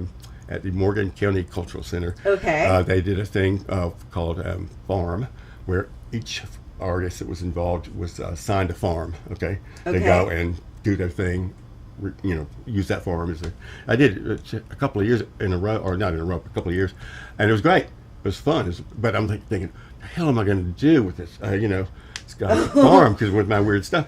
But it worked out, you know. Throw some orbs in there, and you know, whatever. It was some orbs, cool. Some fractals. It's working out. But then the second go around, their farm was, because the first farm was like a show farm. It was like you know, like really fancy. Please, it was amazing, you know.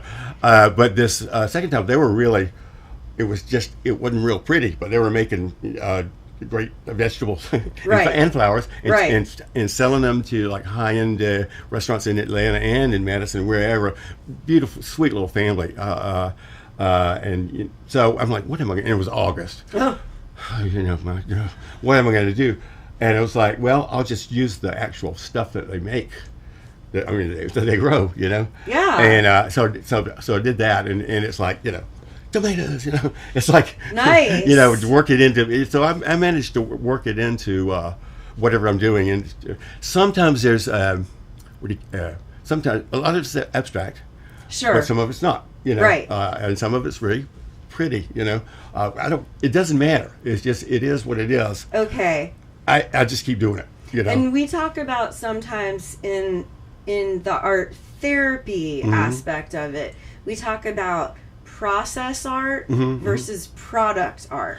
Whether you're making the product or your goal is, I'm going to make this piece, it's going to look this way, it's going to feel this way, and it's going to go in this place. I hear you. Versus, I'm going to sit down or I'm going to stand up with my camera or with my digital tools at the computer. I'm going to put the mouse in my hand.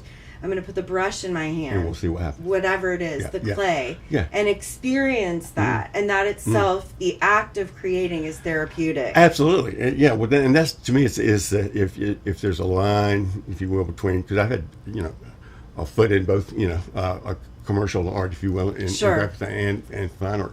And it's, to me, the line is, and that's just my opinion, is that, for, in commercial stuff, it's, you know, all that really matters is the final thing. Right. It's predicted and on budget. Right. Absolutely. Right. And in fine art, it's the experience is the thing. Sure. And the art, as I said, was a byproduct. I had a wonderful professor, Robert Croker, over at the art school, who taught with Nicolaides, a textbook on how to draw, but how to see.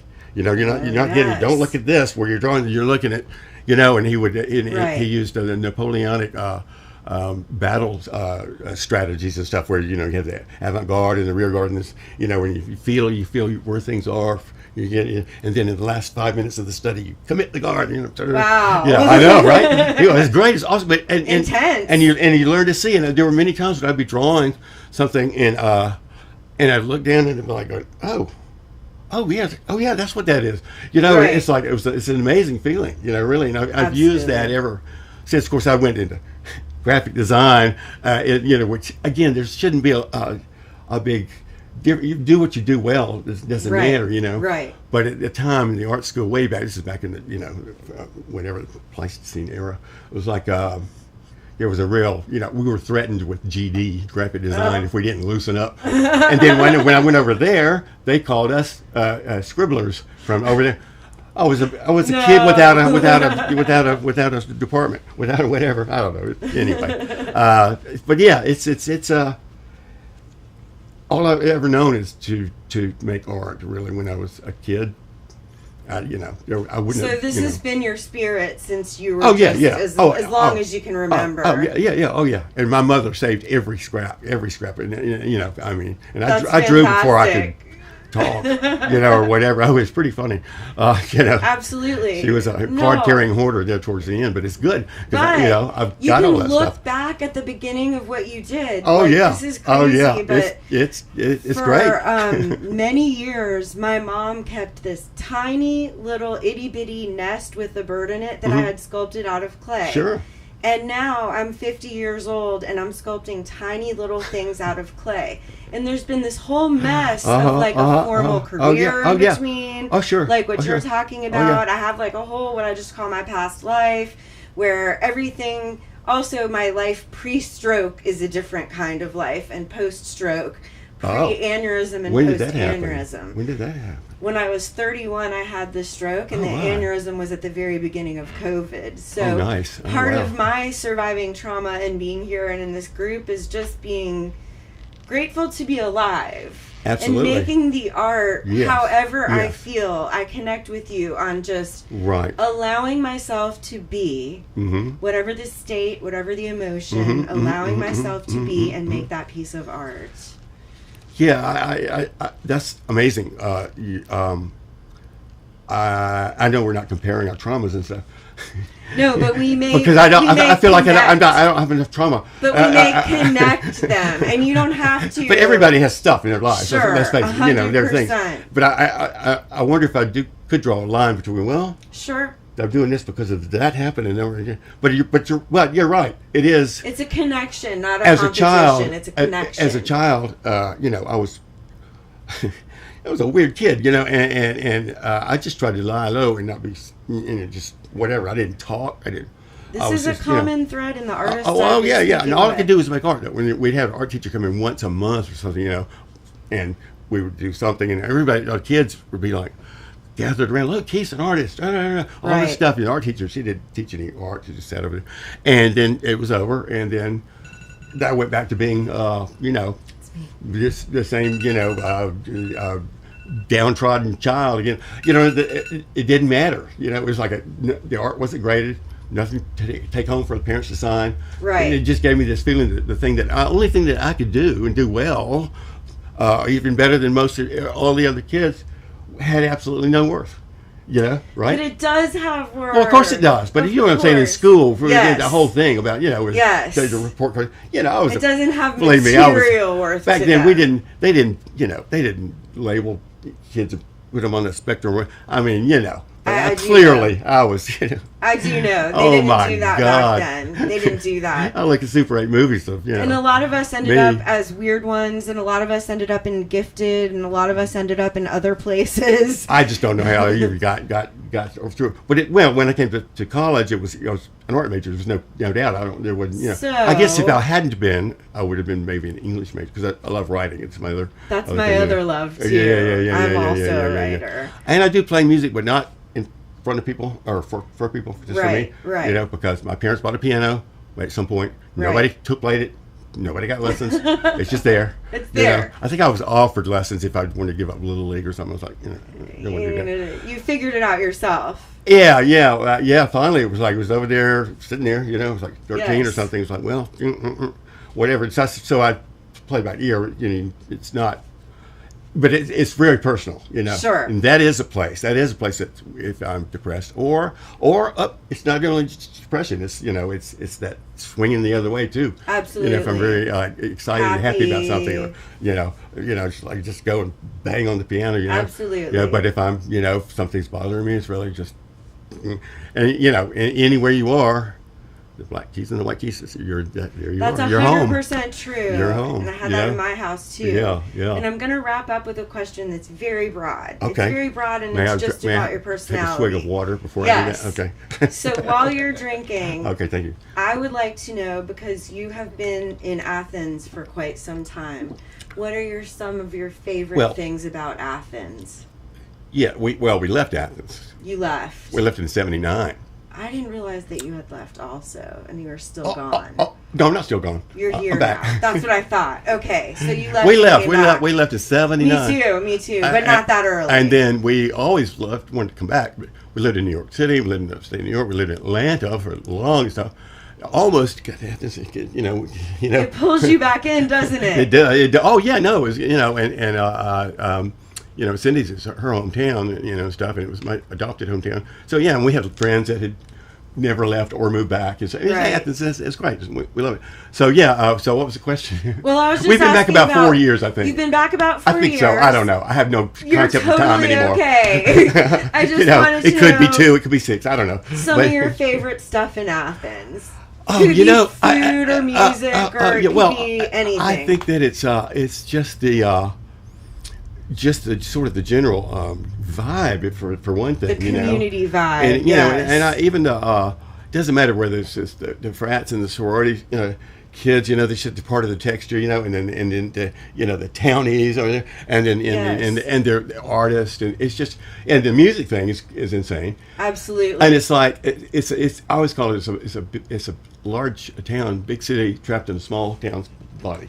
That's a great thing to say. That's a great way of saying it. It's true, because we're not missing anything. And Atlanta's over there if you need it. It's but close enough. You don't. Well, you got the airport maybe. The airport, 100%. Container store sometimes. I don't know. 100%. But I mean, but we get spoiled here in Athens. Yes. And it's about the people, really. To me, 100%. About the people, and it's about the people, and it's about. And I guess maybe the architecture for me a little bit, Sure, some of that architecture is beautiful. And the kids, greenery. The students are it's like the tide. They come in, and they come, it's absolutely. It's just it's so wild. And there's a good way to gauge how old you're getting. You just go, my God, these kids are in college. They're coming out while I'm going to sleep. They look like they're 10, They do. They really look young. I'm like, they weren't like that when I was here. They can't be true. I know, but that's who we were too. So but I like Athens because it's multi-layered. It's football, it's music, it's vibe. Artists, it's frats, it's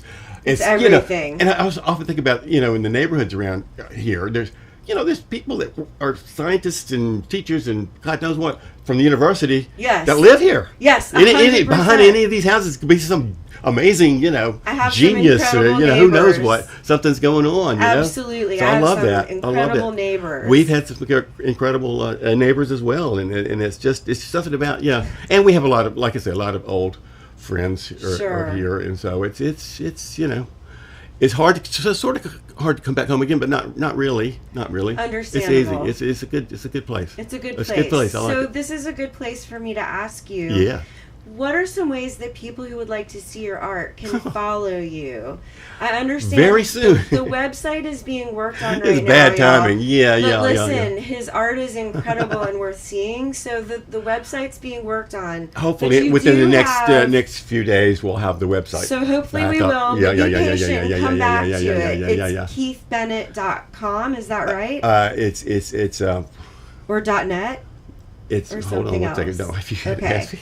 If you type in Keith Bennett as a website, you'll get all kind of stuff. You get this murdered kid in England and all this stuff. Oh yeah, all this weird stuff. When I first got on Facebook, did you know there were 298 Keith Bennetts? Oh my and goodness, 2 of them were that's girls. A lot. 2 of them were girls. It's like, what? Who would name a girl Keith Bennett? All right, it's KB Visual Arts. KBVisualarts.com. Yeah, that's it. Yeah. We're gonna try that out and see how that works. See that you can see how how good I am at self promotion. But I'm gonna promote you. I think your you. art is beautiful, and I think what you're doing appreciate with it is it. beautiful. That means everything. There's an emotion and a feeling in each piece, and they're all different, but it's palpable to me as a viewer, and I really appreciate what you put into it. I really appreciate it. Absolutely. Thank you so much. Thank you for being here, Sure, and I hope people look more at your art. And I look forward to sharing time with you as well on September 11th at the 13 Collective, which we should also be not so horrible at promoting, right? Exactly. You know, I know. We're both going to be there. Our art's going to be there. Come and check Keith Bennett out live. Tell him how his art makes you feel. I'm sure he would be very moved to hear how great it is from somebody else besides me. Yes. And on that note, I'm going to close it out for us tonight, and I hope everyone has a phenomenal evening. Keith, thank you again for being here. You're welcome. Oh, you're so welcome. Thank you. All right. Bye-bye. Bye.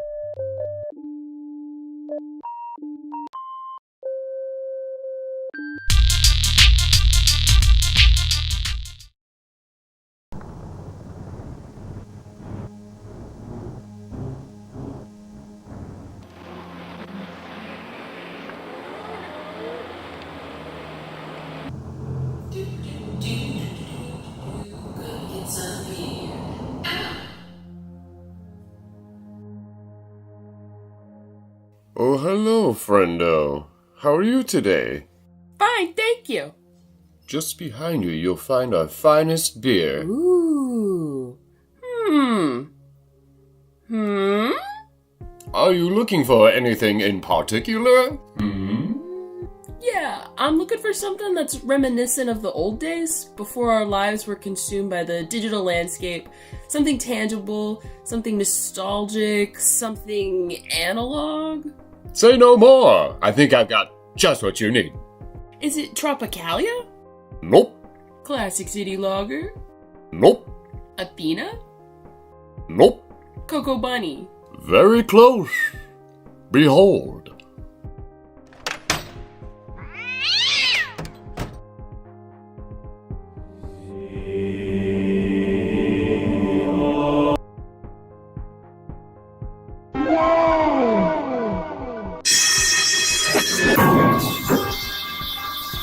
Oh, don't worry about that. That's a special brew.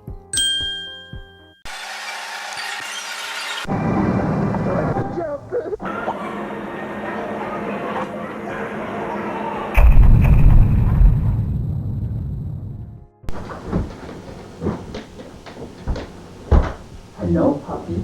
Hello, kitty. I'm home.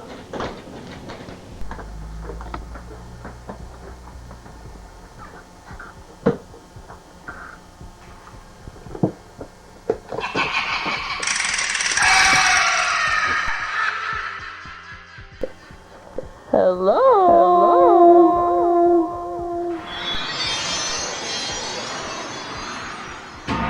Oh my gummy.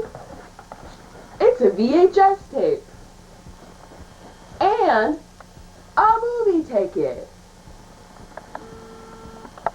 But throw her in the old CRT, shall we?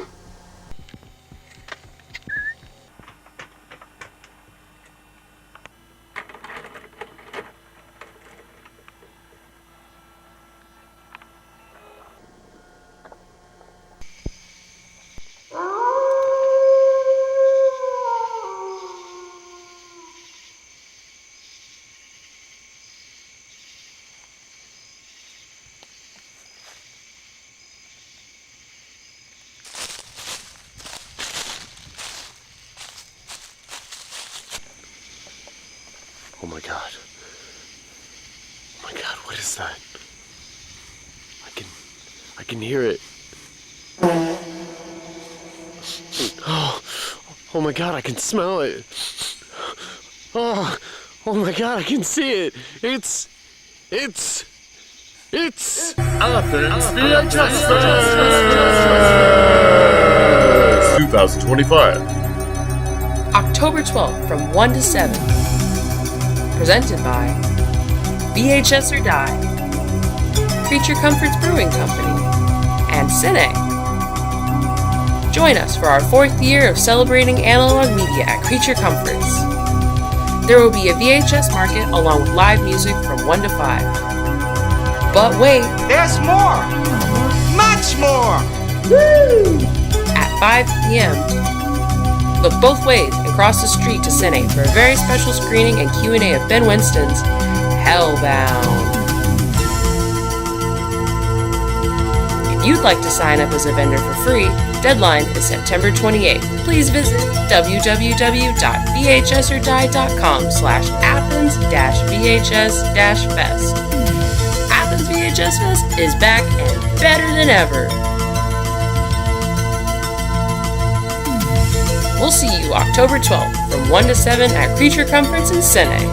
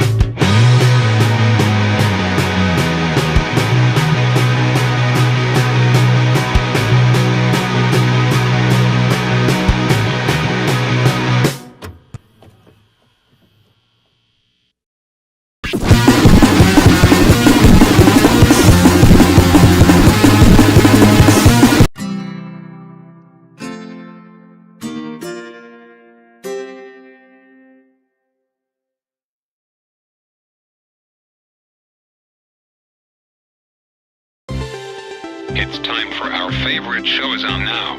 Almost Sun.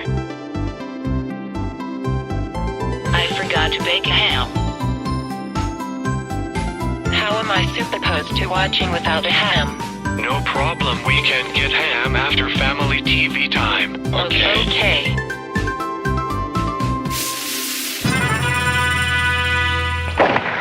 Outlaws, beware! It's Timmy Gunshoot! This town is small and you are too big.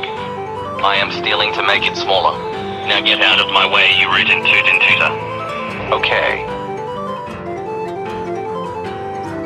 You thought. I did. I'll kill you for that, you yellow-bellied man. I see that you have one gun. But I am not see any bullets. Let me ask you. Are you stupid? No. The bullets are in the gun. Okay. Okay.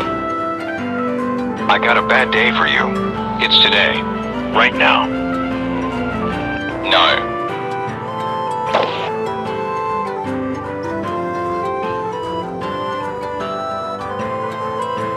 Not in my town.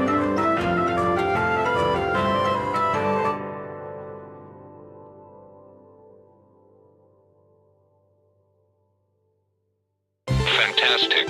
Really good. You thought Bang Bang. Not in my town, Bang Bang. I want to be like Timmy Gunshoot when I'm 35. Me too. Kiddos, how to be for you feeling about going to the Wild West? Okay. Wife.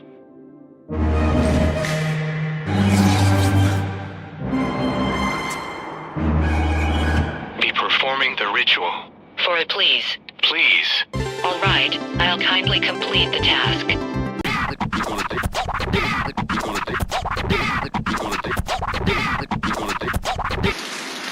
It is time to bake ham. It is time for the ham dance. From the top Mount Ham.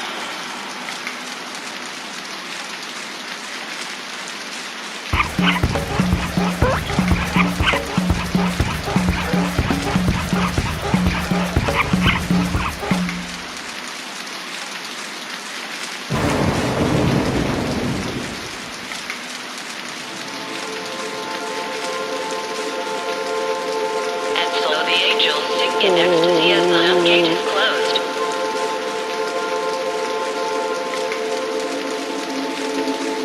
The ham gate is closed.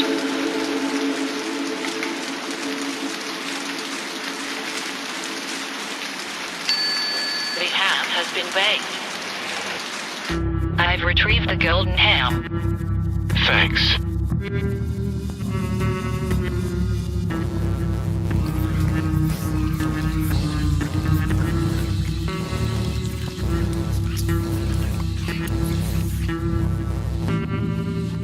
Mark.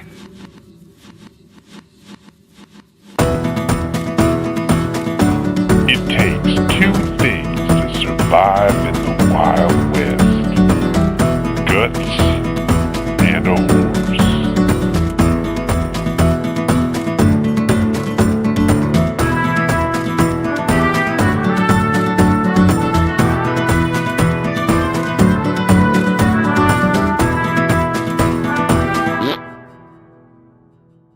Son and daughter, be listening closely. I'll listen too. Okay. This will be a great bonding experience. Your mother and I are so happy to spend the day with you, and I'm sure we will all learn something fun and new. But please stay close to us. This place can get dangerous, and we don't want to think the worst if you go missing. But Dad, we are older enough to protect ourselves. I am 30. You know, you've both grown up so much. Pretty soon you'll be married and have kids of your own to take to visit the Wild West, or, hey, maybe you'll even get to see talking guinea pigs defending reality as we know it from something that's been under our noses all along. No, Mom, I want to live a simple life.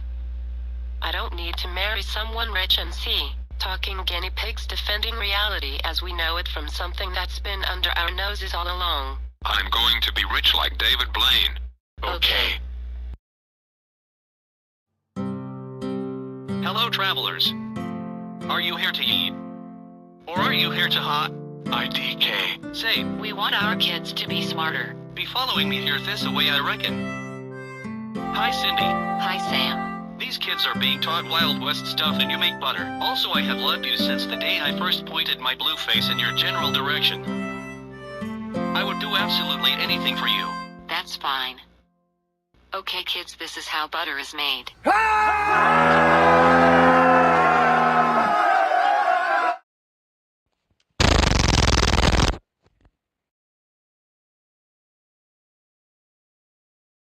That's how butter is made. Well, little partners, how you are be feeling now in the Wild West? Bad. We want to blaze our saddles. We want to shoot guns. Listen to your dad. Kiddos. Guns are for protection and only that. Real life isn't like family TV time. Someone could get hurt if you're not careful. It's important to learn firearm safety before handling those guns. We completely understand, Dad. Yes. Thank you for being great parents. We will do our best to learn from you. Even if it means stepping outside of our comfort zone. We love you too. We love you, one. Where can there be learning guns? Texas. Howdy. Yay, Timmy. Guns shoot bang bang. Make them safe. Okay, buckaroos. Here are some gun safety.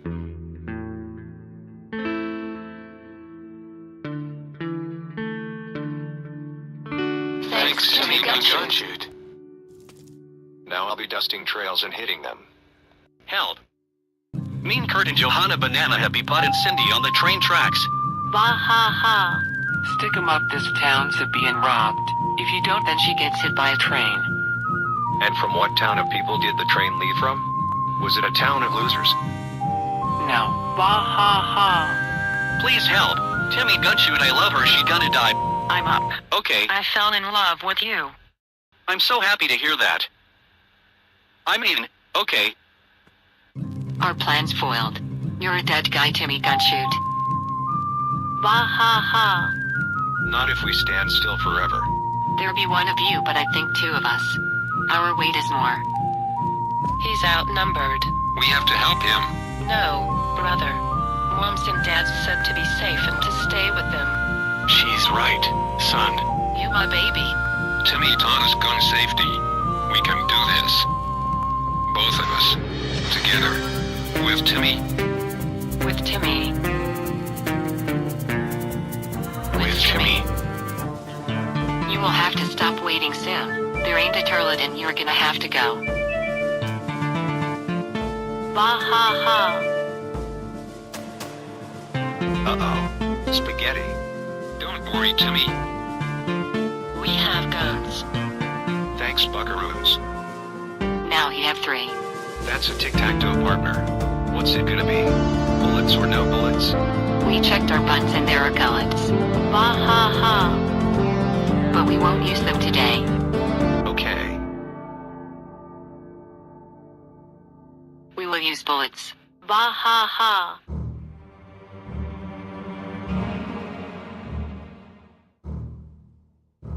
You thought. Later, nerds.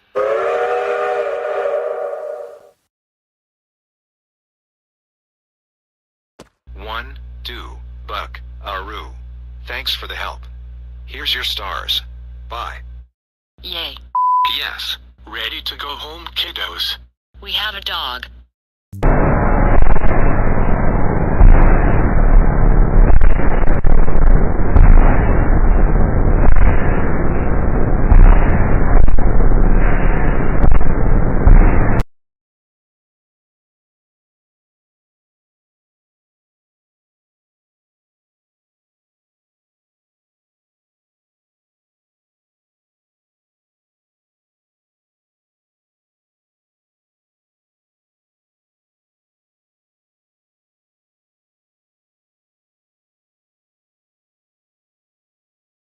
JOKERJOKERtv, produced in Athens, Georgia, is a weekly live stream show that airs every Thursday night at 6:30. The program features all types of submissions from independent and underground artists, including music videos, short film, video skits, interviews with artists, live performances, and more.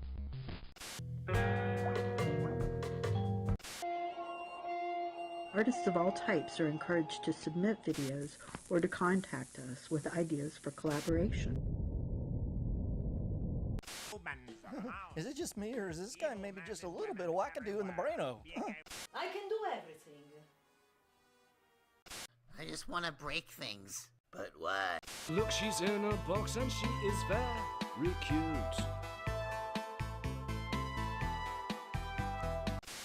Subscribe to our YouTube channel to view past episodes and be notified of future live streams. Merchandise and more information for artists is available on our website. We thank you.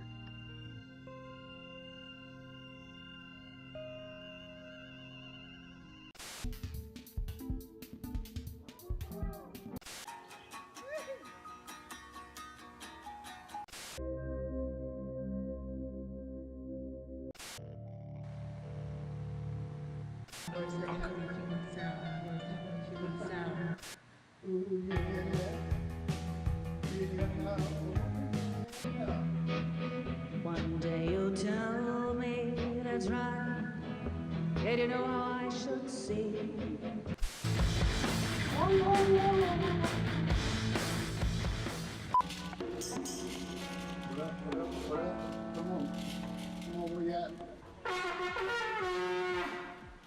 Aliens. JOKERJOKER TV Thursday night at 6:30 p.m.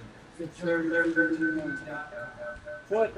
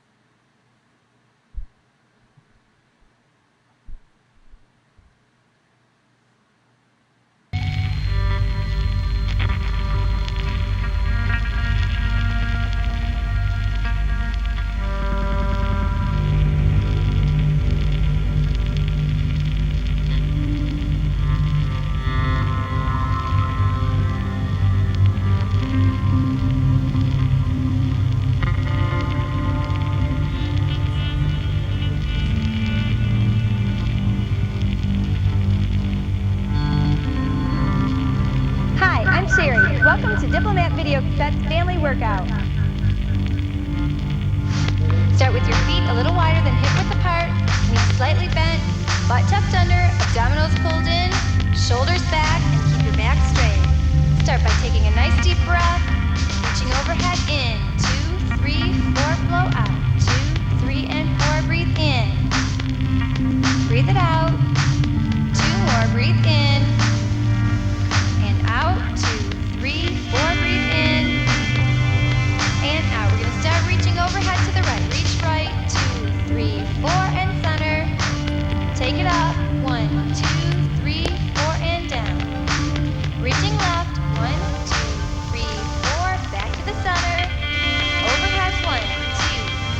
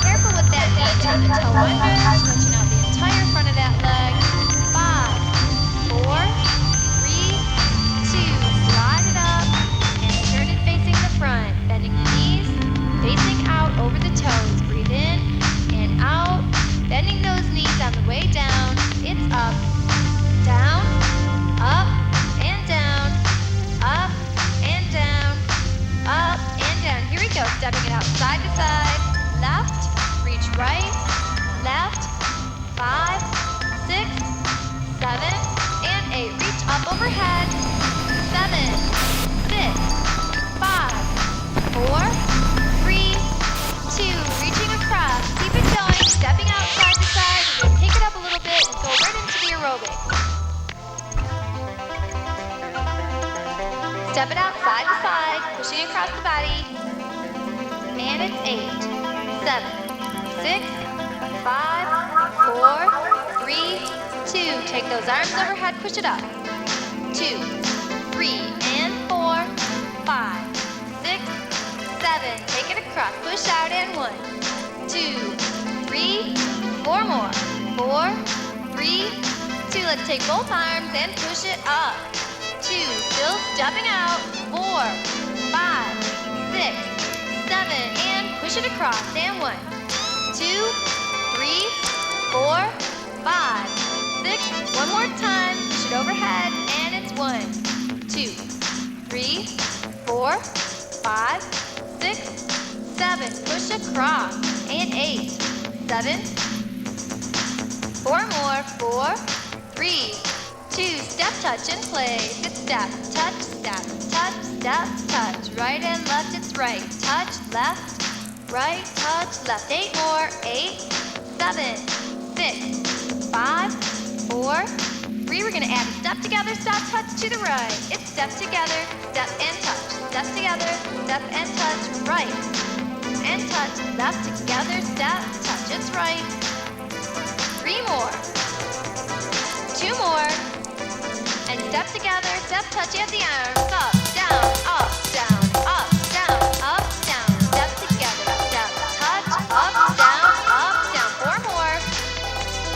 Step together, step, touch. 2 more. Last time. And crisscross arms overhead. Open, cross, step together. Step, touch, open, cross, 4 more. It's 3. 2 more sets. 4, 3, 2, arms down. Cross, open, cross, step together. Step, touch, nice straight elbows. 4 more and 4. Step together, step, touch. 2 more. And open, cross, straight arms up and down. It's up, down, straighten those elbows. Really pull those arms. And it's step, touch, 2 more. And step together, monkey arms, front, right, left, step together, step and touch, arms coming out to the front. Keep those elbows straight. 4 more. Step together, step and touch. 2 more. Same arms, side to side. Take it, step together, step and touch. And right, left. Step together, step and touch. Right, left. 4 more. 3 more.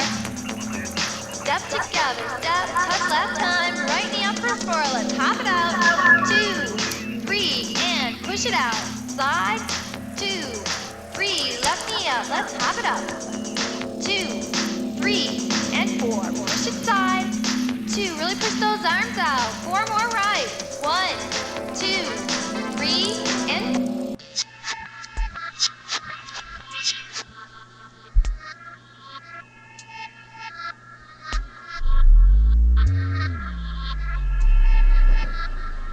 Oh!